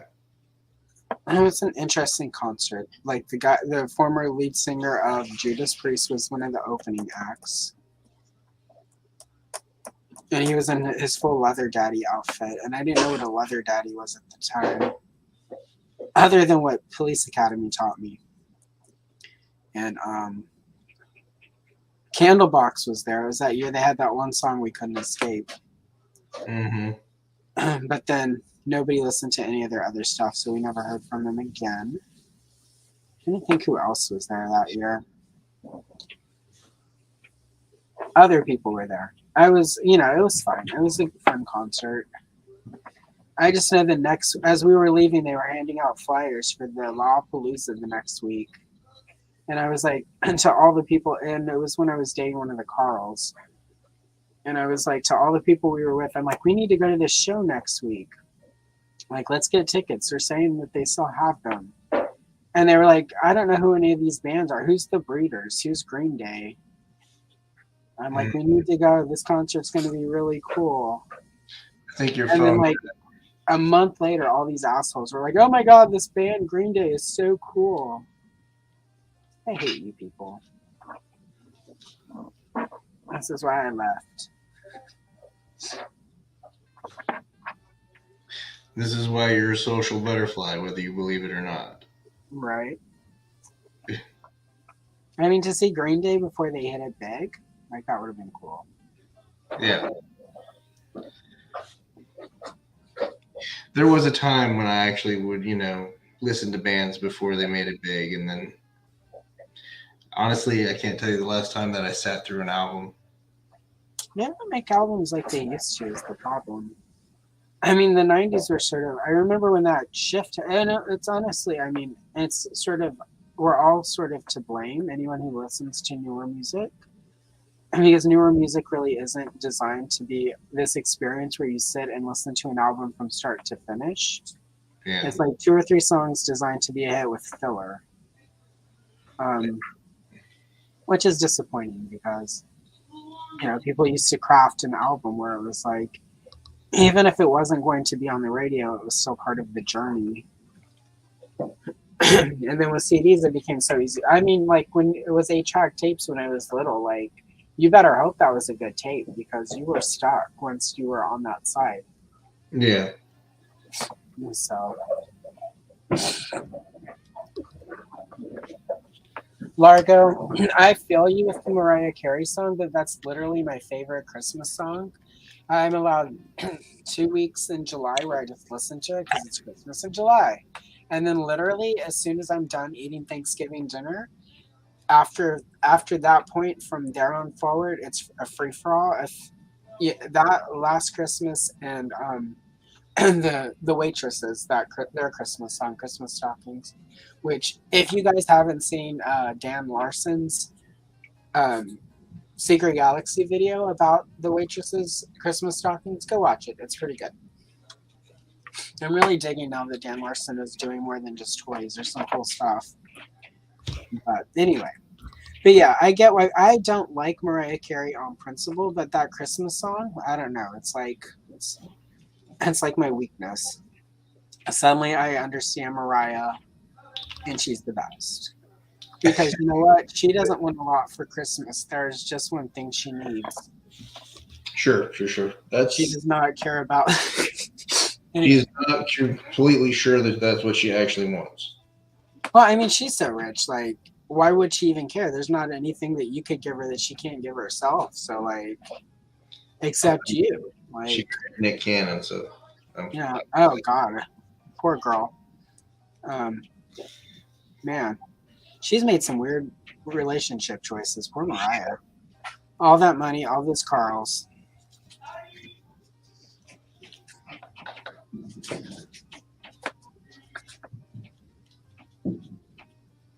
Largo, definitely I love putting playlists together. So hit me up sometime. mine would be a lot of hard rock, like Five Finger Death Punch, Linkin Park. Let's see, maybe even some Tool, some let's see, definitely Nirvana, Pearl Jam. Only 10 though. Only 10. Literally in night that year that Pearl Jam came out, that Guns N' Roses, all of them came out, Nirvana, Nevermind, they all came out within a few was a really good. That was the summer Liz Fair, Exile in Guyville came out. It was a pretty good summer in 93, 94. That was when the music was happening. So I'm very particular. As I've gotten older, I've found other bands. It's just I tend to be more niche. But I can't tell you the last time I actually sat and really like genuinely listened to just music. Oh, I did that earlier today. Yep, Father Christmas. That's a good one. My dad listened to a lot of that, and sort of at the fun part of Gen X, where it's like all of the late 60s, early 70s. So it's like rolling. Like I broke my piggy bank when I was like 3, so I could go buy Kiss Destroyer. And in kindergarten, my choice for Halloween costume came down to Princess Leia or Gene Simmons. So I went as Gene Simmons because the makeup was really cool. So.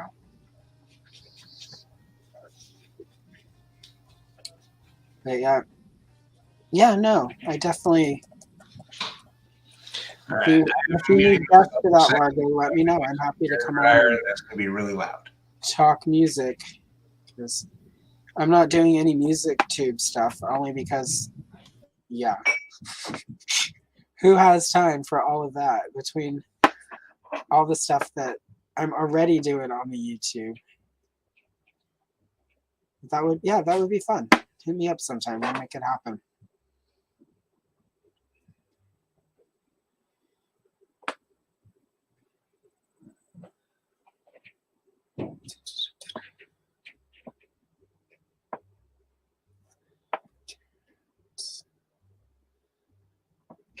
Terrence, I was Princess Leia later. Just that year, for whatever reason, Kiss was a member of the Kiss Army. I'm not sure which Bengals cover they're talking about. But if it's a Bengals cover, it's probably really good. Probably Hazy Shade of Winter. Probably.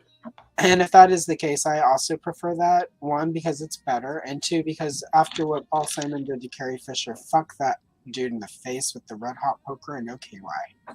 Tell us how you really feel. Right? Freaking Paul Simon. I mean, and to like break up with Carrie Fisher because she's Okay, I get that kind of, but he traded her in for Edie Brickell. Like, just saying. Some dudes like to be with women who aren't challenging. Well, I mean, that's kind of standard. People like difficult people that they think is difficult. Whether they're difficult or not is really up to the person to make that choice. Yeah. Sorry. You just swallowing all your spit today? Jeez. Just a little bit, yeah. Just Well, I little just bit. had something really shitty to say about Paul Simon, but I'm trying to be Yeah, a that's better what happens. this week. Say shit about Paul Simon and you start coughing. I know. Carrie Fisher is no longer with us, but Paul Simon still breathes. What kind of justice is that? Terrence, it's 8 degrees of separation from Carrie Fisher.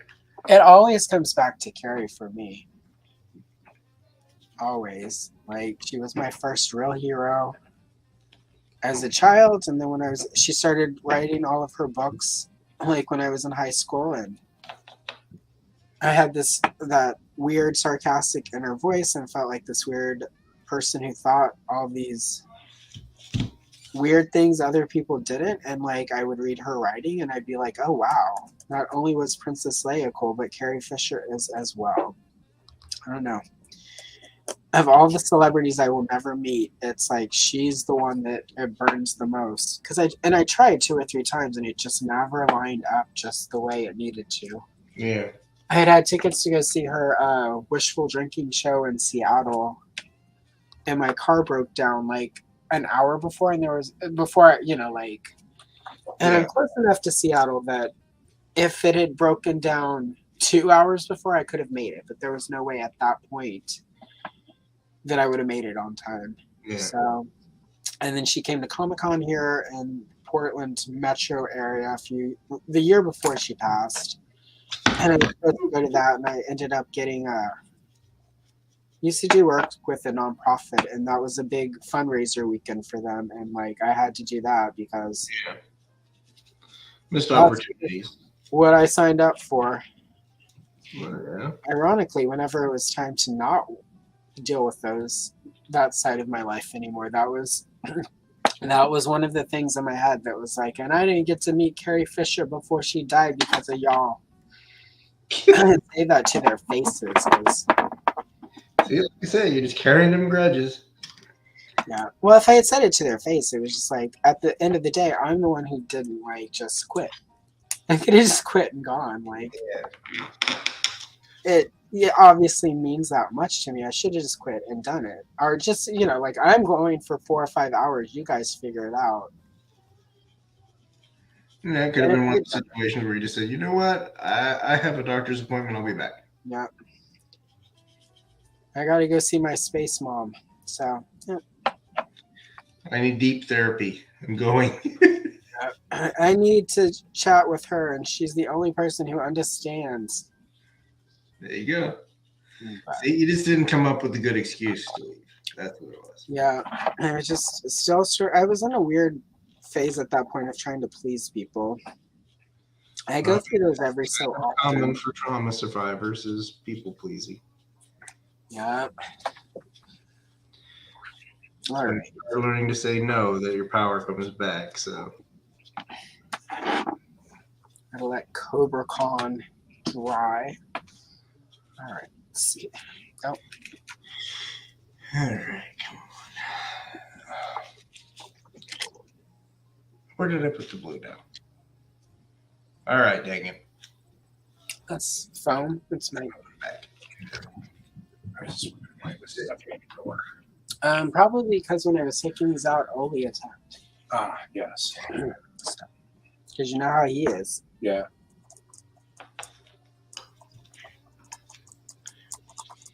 Well, at least during your time of trying not to please everybody, you didn't get your former lead singer of the Dead Kennedys so high that he passed out in your office for 3 hours. Well, when you're the Dead Kennedys.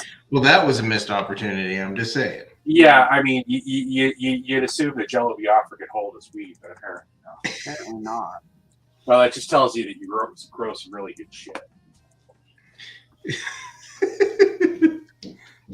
Not everyone.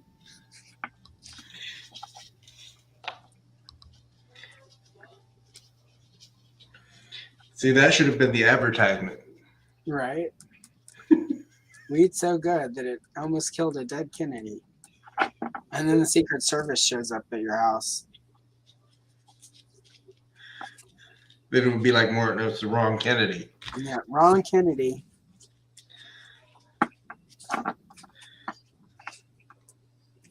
Oh, the Kennedys. Yeah, I imagine their Secret Service would show up with some emergency cocaine. Well, everyone should have emergency cocaine on hand. I'm just saying. You never know. Is pocket cocaine like pocket sand? You got to have it just in case you get in a fight. Everyone should have that necklace, like in Cruel Intentions, with a little tiny spoon and a little something in there. Yeah, that's what we all need, right? Yes, Himalayan sea A little salt. bump. Yeah. Whatever doesn't delete you makes you more cynical. Accurate. Hello, Oz. Oz is in the house. Okay, this pen is not going to work with this shit. What's up, Buzz? No, we are still having a right. good time. Miss Dawn.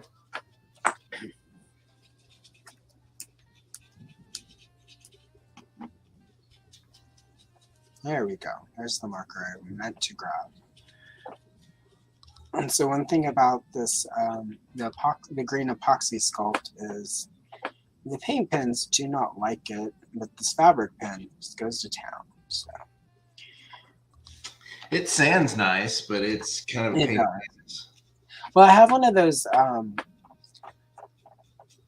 Gosh, what are they? The thing that bakers use to for fondant and frosting to sort of make it into shapes. Yeah. Like a press. I have one of those that I use. That's how I got these fine lines. I would just push it through and it come out. Yeah. So that I could give Andra sort of braids. Because I re-envisioned her hair sort of 80s, in a big bun, as opposed to sort of, because Revelations has her with a little bit more of a modern look. So for my originized Andra, I went for more of a Foxy Brown meets Tila sort of hairdo.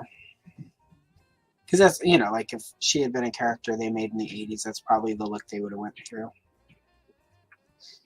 And so one thing I try to do when I do origin customs is sort of 80s-fy them so that they look like they could have been part of the original Masters of the Universe line. That's why I like these fabric markers, just soaking it up.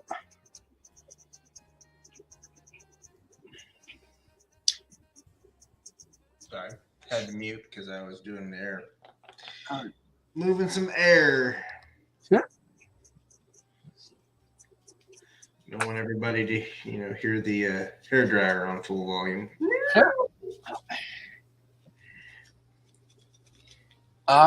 Rick needs Oz to back him up that he's had tons of women. Rick, how would Oz know? I'm just saying. Right? That's an excellent question. How would Oz know? And why is Rick feeling insecure about his number of women currently? I don't know. Maybe it was because we made all those virgin jokes earlier. And now he's insecure. That was you making those jokes. I just was like, okay. But I'm a little concerned for Rick because this person. I do accidentally sometimes bring out people's insecurities. Well, I'm concerned for him because this person has invited him to meet the parents and they haven't even really had a date. That just seems confusingly weird.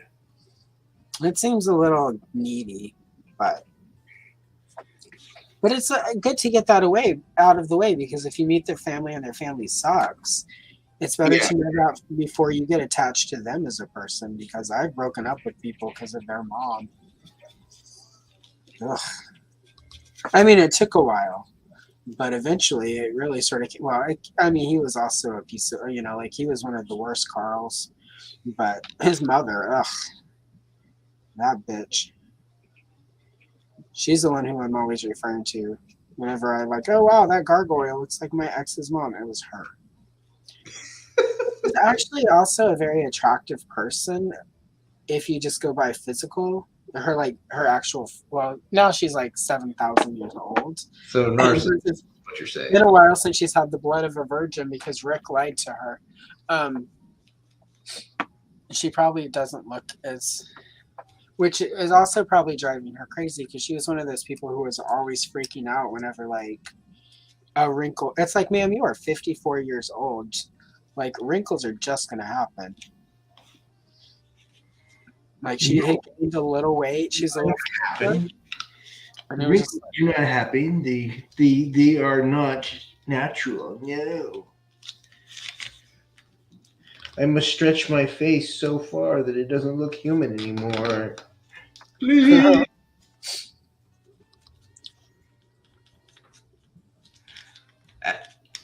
Oz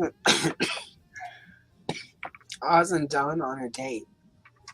I know. I said that. He sent a picture in I'm the chat. seeing all the other comments now. Date time. I should have stopped drinking coffee so my mouth will stop making all this extra spit that I keep almost choking on. That's all right. But at this point, it's shtick, so I can't actually Well, and now to paint the crotch piece. In the paint that crotch. Words, right? Crotch piece. It's a piece of a crotch that you're going to paint. No, well, technically, it's a piece of diaper. It's basically a McFarlane diaper. That's It's a McFarlane diaper. That's all you got to say. what you got to. That's what they are. They're all diaperish. At least they're not as bad as. That's the one thing abdominal peg. I used to really dislike about the Motu Classics lady figures was all that weird diaper that.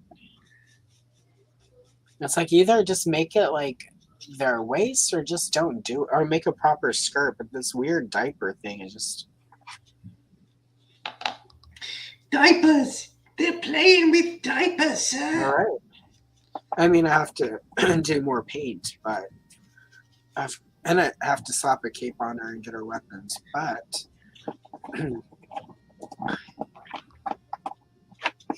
using the holster from one of those what if nebulas that are always like $5 on Amazon. There you go. Pretty good on her.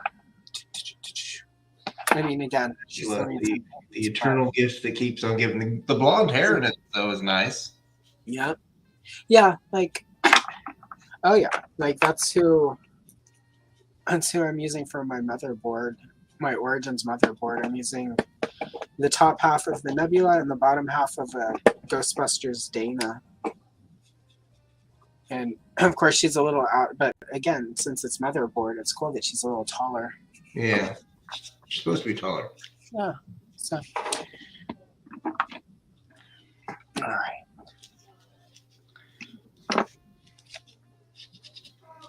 And the other Andra's hair is almost dry. So again, that's the nice thing about this the epoxy sculpt is that it does dry pretty quick. Yeah. You get about 15 minutes out of the work time, and then if you haven't gotten what you're going to get out of it at that point, you're screwed. Yeah, that's why I did such a little bit. You get to start chipping away at it, which is not the fun part. Not one bit. But it is easier to take away than to add to, so. It's true. All right. So all I'm doing is doing this base coat on this Sentinel, and then I'll be doing some. And I decided to go with the Cobra Blue kind of for the base coat, and then I'll probably add in some, silver and like I did with the jetpack,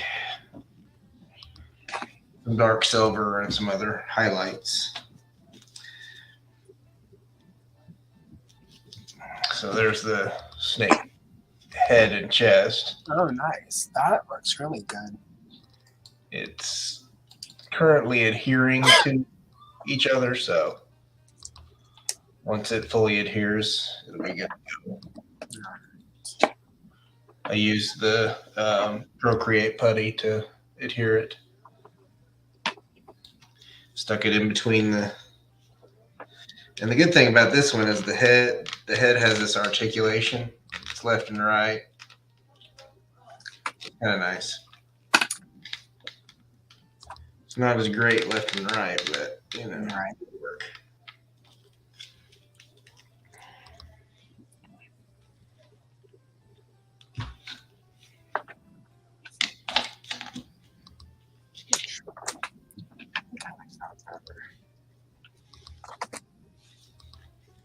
Yeah. I'm gonna build the rest of the Andra on top of this. I'm gonna have to boil and pop those wings off and Joy. rip the bolts out, but I think it builds better. Because she had like a cross thing here, like bandoliers or a harness, and then like a furry collar. And she did have no, I don't think she used the picture. Yeah, you have. She actually didn't have bracers, so I would just, I mean, her sleeve goes a little bit further up, but I would just put build some fur down there. And it will use the sorceress body. You just have to pop those wings. And I can build that fur collar back a little to cover, or the harness to cover where the wings were. So, a bit easier than expected custom. And then just paint it green. Yeah. And since I've got green paint mixed up, but can't do the top half. Let's do the. All right, so brown boots.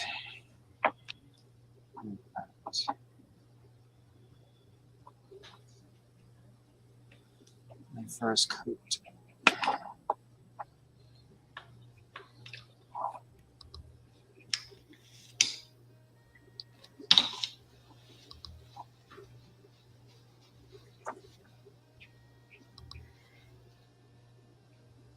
Give me a little weather. Little weather is bad. Not bad, but not.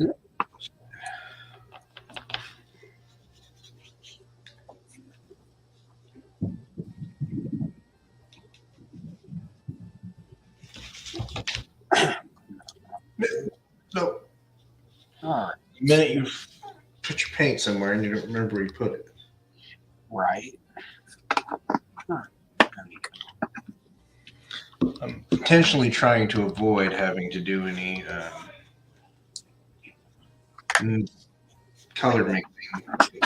Nothing like making something.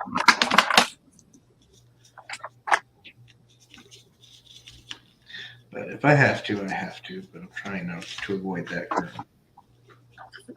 Sometimes it's unavoidable. All right, that works.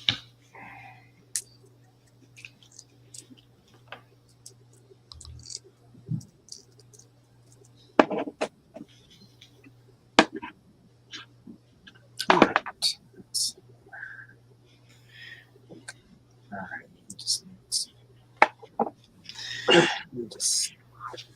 All right, so we need to seal that.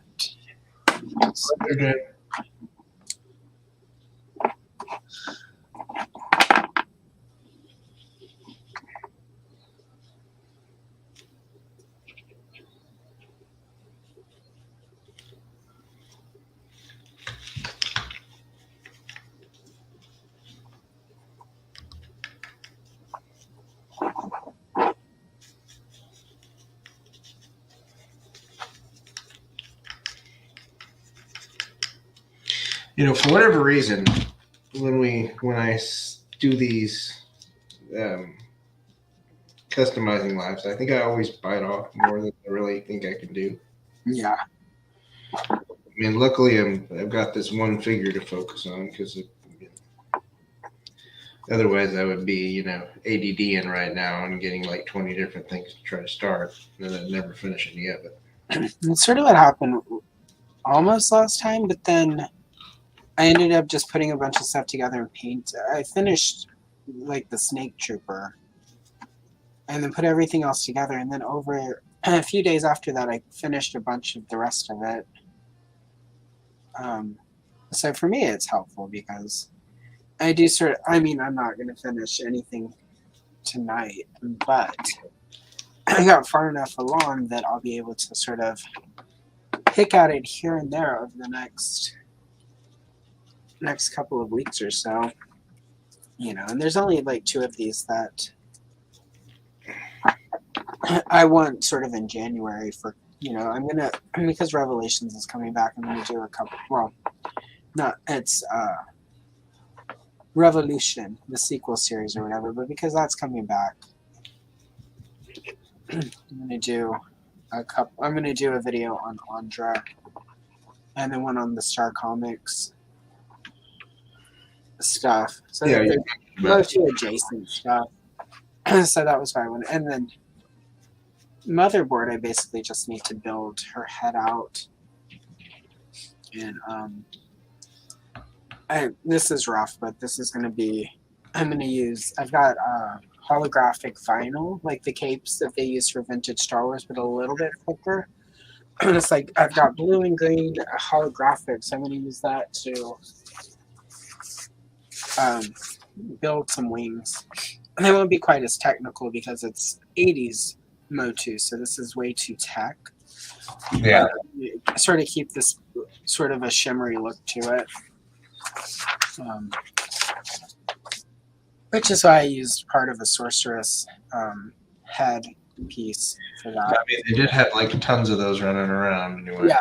That seemed to be like one of those ones. If you could find a way to use Jitsu and Muzzon, you might have the great clog of Walmart's. Yeah, I've got a my one Fusera tee that's finished is the Jitsu one. I think I saw. Wait, I think I still have to do his legs in black. One more coat, but he'll be done. That's always sort of the last bit before you, for me anyway. Before I. Yeah, generally, how many coats of paint do you put on your figures? At least 3. It just needs to look a certain way. And it varies. There are times where, and it's not even like I often don't sort of go for that. A lot of people, when they do their customs, it needs to look factory finished, and I don't care about that. My customs are pretty rough looking sometimes. But it's like I'm not making them to sell them, or Yeah. I'm just making them because it's a character I think is cool, or I want to try the look out, or like I want to have a shelf with all of these characters, and it obviously will never get made because some of them are fan fiction. Yeah, exactly. Well, and that's kind of what I do with my customs, since reality is, for me, I was doing a lot of customs that were, they eventually started getting made. So I have 2 of them that I've had to just rejig, and it's just at this point I'm just going, I'm going to make my own characters and my own things. I might pull some characters because I got 3 heads this week. Yeah. I got a Mercer head, which is one of Sergeant Slaughter's folks. I got a mainframe head, and then I got what was the 3rd head? The 3rd head, Big Lob, that I was going to do for my son. Nice. So there's a guy on eBay who sells like he prints them out for you basically, but he has a bunch of cool Motu. He's got like the Great Black Wizard and a couple of the Mayor and the Tailor and the Alcala versions of characters. Yeah. So I need to pick some of those up. Also, Lee's Custom Toys has so many. I've got 2 or 3 of his casts that I picked up a long time ago that I haven't. Well, I mean, there's so many good customizers out there making this stuff, like Kenzo. He's got some good stuff too. Yeah, I need to. Yeah, and somewhere I have. Well, not somewhere. And my box of heads, I've got a Barbarossa Hordak. It was like the flashback Hordak from Secret of the Sword. Mm-hmm. So at some point I will be doing that. I need to get that WWE. That's unless they're all sold out. That was like $10 on Walmart a few weeks back. So. Everything sells out. Here's the hilarious thing. Okay, so in the last 2 weeks, I had an order from Walmart get canceled because they had those. I ordered 3 Crimson Alley Vipers, $11 a piece. Yeah. Great. I'll get 3 of those, and I can do customs on them, and that's the whole point of getting them. Canceled. And then I ordered Extra Steel Brigade a couple days ago. Canceled on Amazon. Not Walmart this time. It was on Amazon because it was like $39. Yeah. It was like, yeah, at $39 I'll pay for 2 figures. Yeah. So they canceled it. And I was just like, you know what? I'm done. I'm not buying anything until after Christmas is over. Obviously, no one knows what the hell their inventory is right now. Yeah, I think with Amazon what happens a lot is a lot of that stuff is third-party sellers that they don't always have because some of those people send it out directly from their houses. Not all of it goes to the Amazon warehouse, and I think a lot of times those are especially when it's older stuff that's been really marked down. It's like those sellers trying to clear it out, so Amazon doesn't actually have it on hand. Yeah, and I think those people just don't.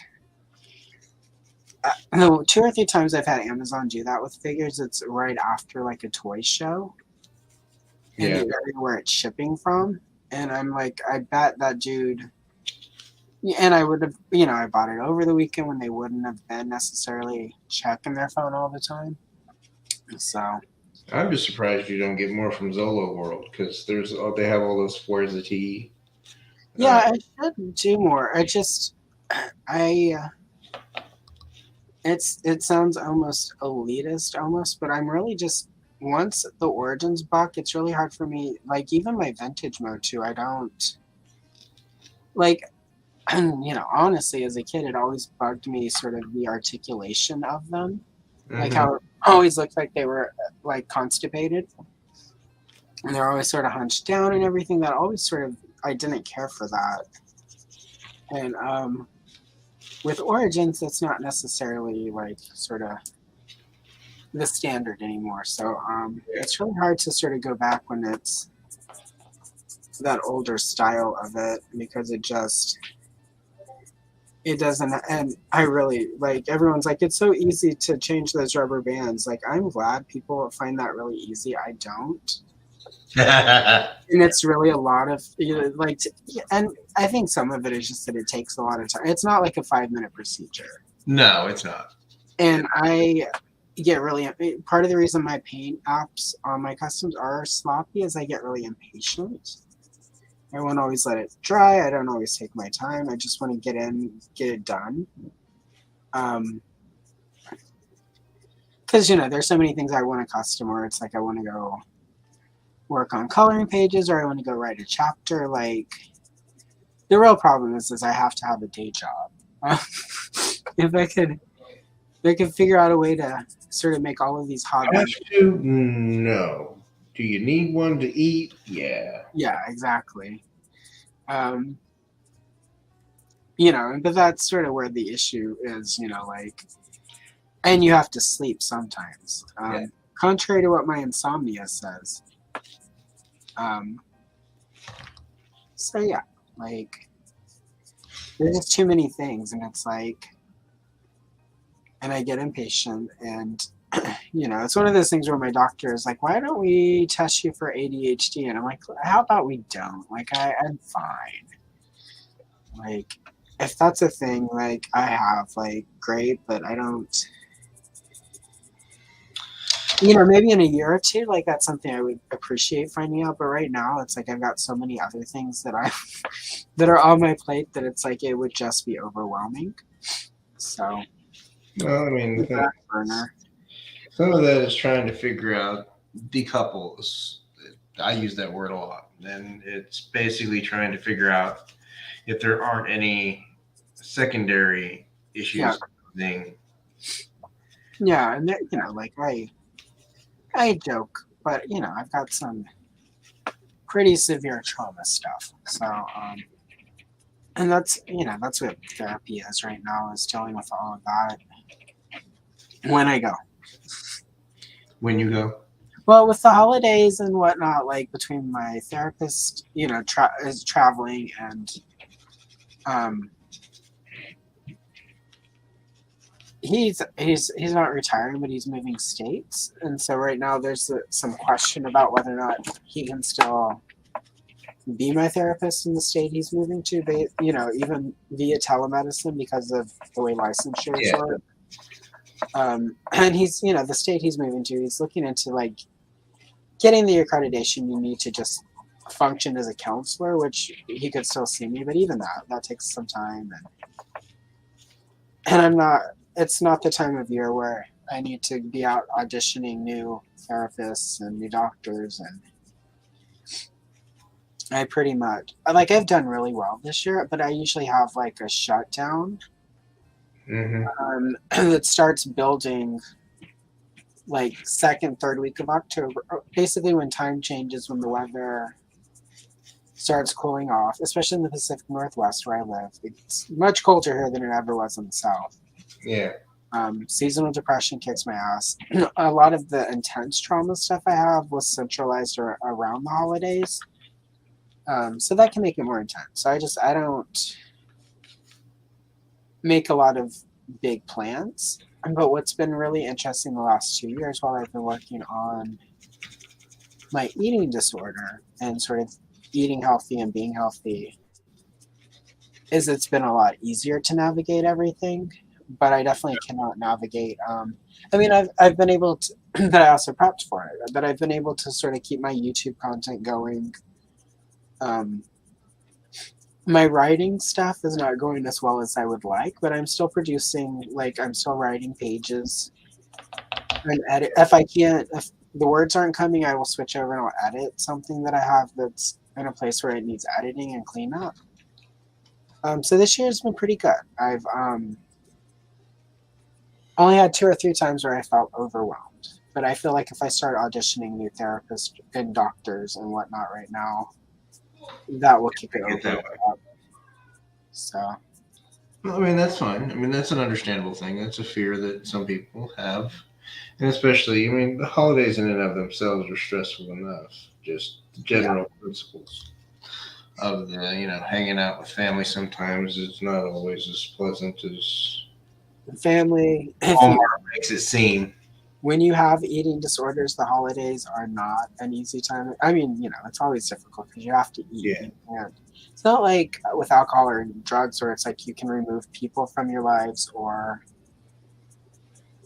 minimize your triggers so that it's easier to navigate it. It's like you have to eat every day. You can't just be like, I don't want to even think about food or look at food, because you can't do that. So, like, harder to navigate. During the holidays. There are times of year when it's hot, like, I'm like, food is easy to deal with because I don't want to eat anything. Let me just eat this so I don't fall over dead. Yeah. So, yeah. Oh, wow, we even did real therapy this evening. Allison opened up. I don't know if you'll be able to see the colorations that I've done on this interior. I see some. Kind of a triple tone in there now. It was so impressive, it made me swallow and spit down the wrong tube. And then I had the backside that I've done some. Now I just got to do some dry brush on the top of that with some pinks. That looks really good, Aaron. Let's see. When in doubt, I'm almost done. Well, I have to redo the belt and the boots. Old Fisto that I bought back in 2020, so it could be Fuserity, is almost there. This will work. Which is cool. I've got this body to put together. I'm gonna have to repaint obviously the snake arms, and I'm gonna switch out the hands so that they are. This is going to be a custom character. She's a black lady, so I have to finish painting her legs and everything. But her torso is basic, and then I'm gonna put like a jewel or something to make her Princess of Powery. I've started doing the bottom for Andre. I just got that first coat. It just needs to dry. The brown Cobra Con has his first couple of layers on. He'll need a few more just because of that plastic. And then a sealant. And my Kit Bash character has his gravelly green on. And I want this really textured. I'm going to go in sometime in the next few days when this is completely, totally, utterly dry and do a dry brush to simulate chest hair. This is the body. So how are you doing the dry brush chest hair? What I'm going to do is go in with a paint pen and do really light but liquidy lines, and then just go in with the brush and sort of flick the bristles against it so that it sort of fans it out, and then just do it across the chest. Got it. I see. It seems to be the most successful. I've in the past tried with the Zodak, the Beastman Zodak chest that's fur, to sort of go in and like highlight that, and it looks really weird. So I don't do that anymore. It's easier just to kind of give it color.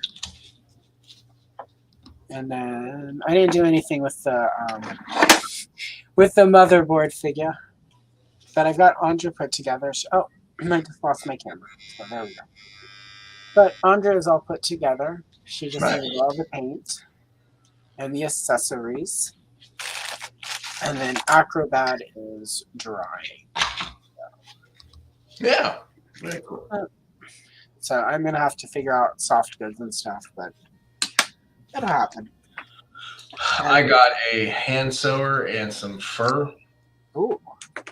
Fake fur. Small, like little 12 by 12s. Mm-hmm. So at some point I'm going to get around to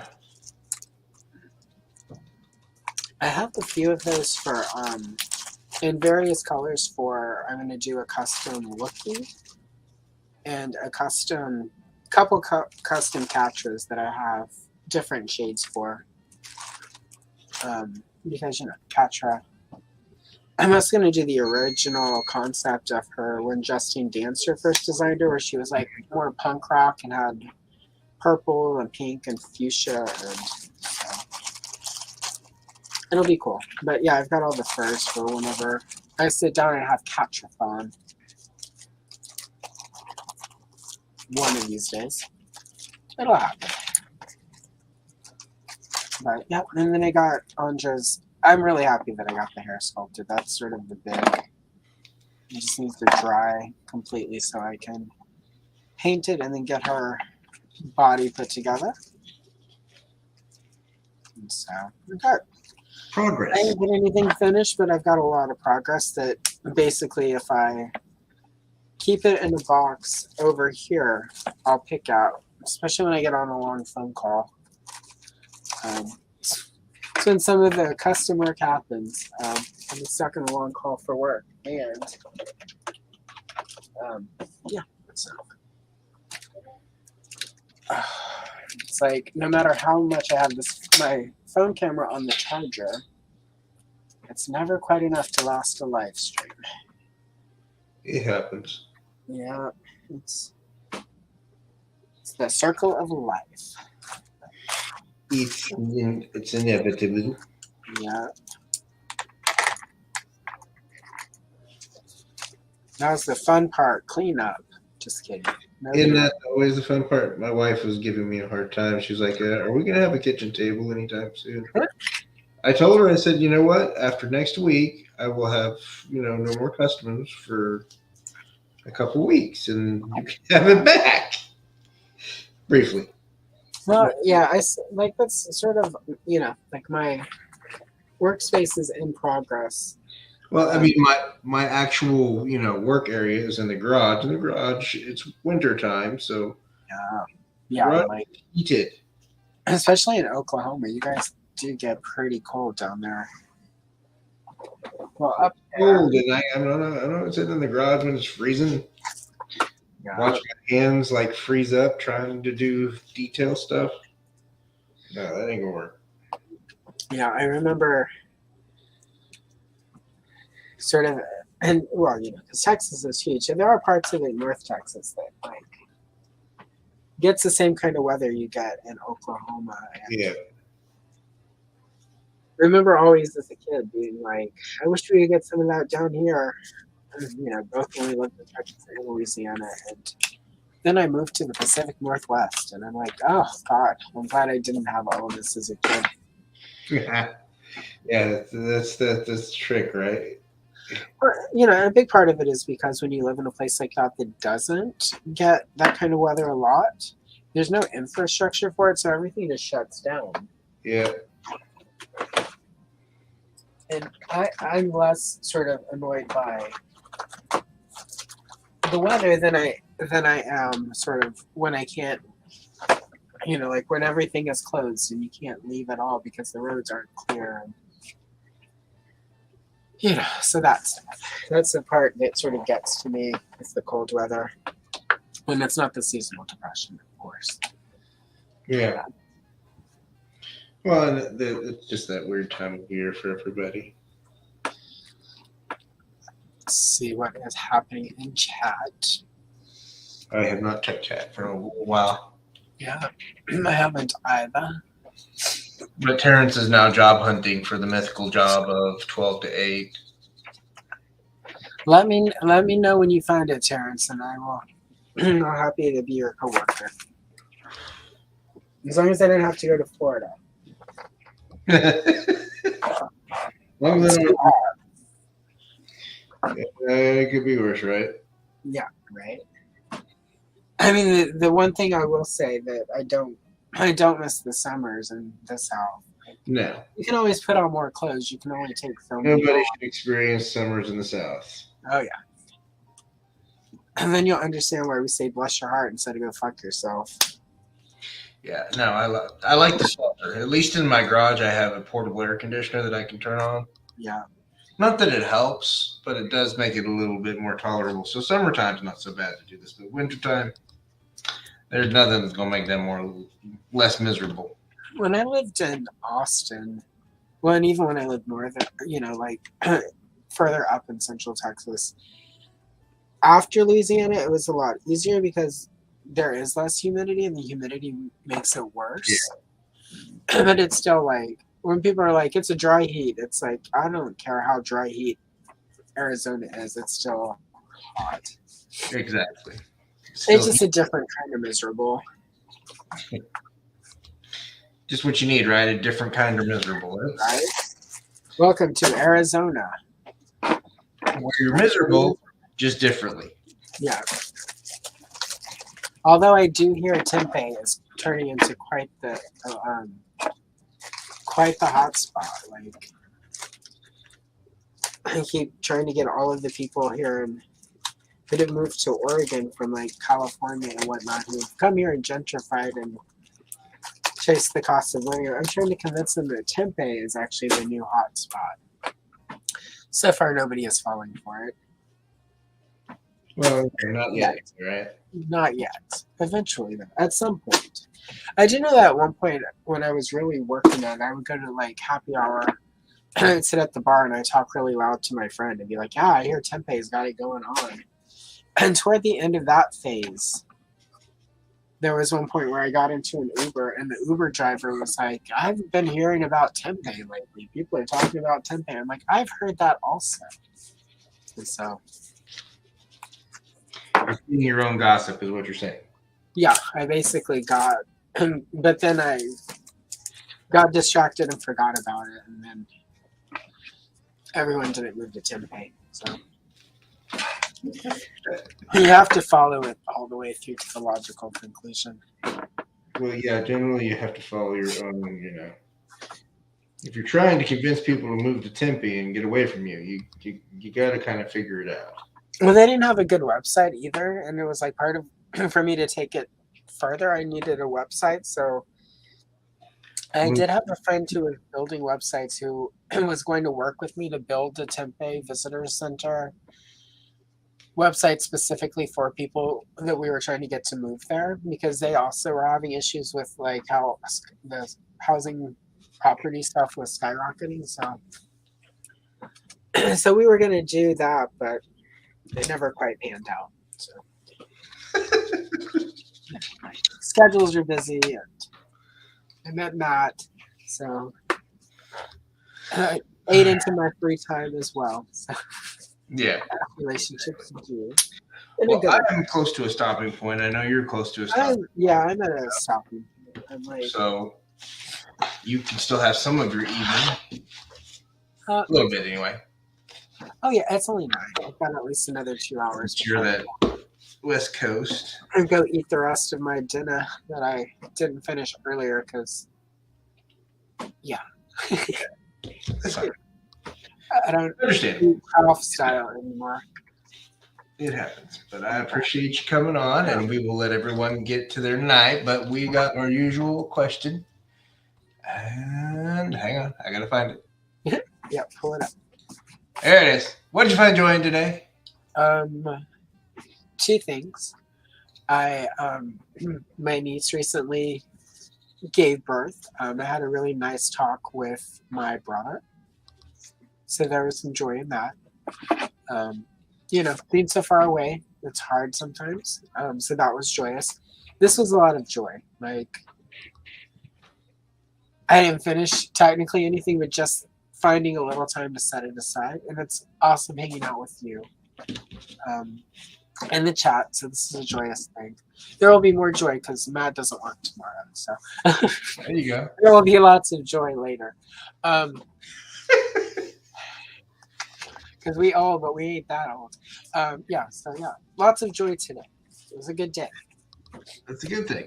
It was challenging, but a good day. You know what? You take your wins where you can. After this week, I needed something to focus on something different for a while because the last thing I need is more difficult stuff. Exactly. Same. I appreciate you coming on, and everyone in chat, I appreciate you joining us and adding your 2 cents, and hopefully you guys enjoyed it. And everyone, have a good weekend. And if you can be anything, be kind. Bye.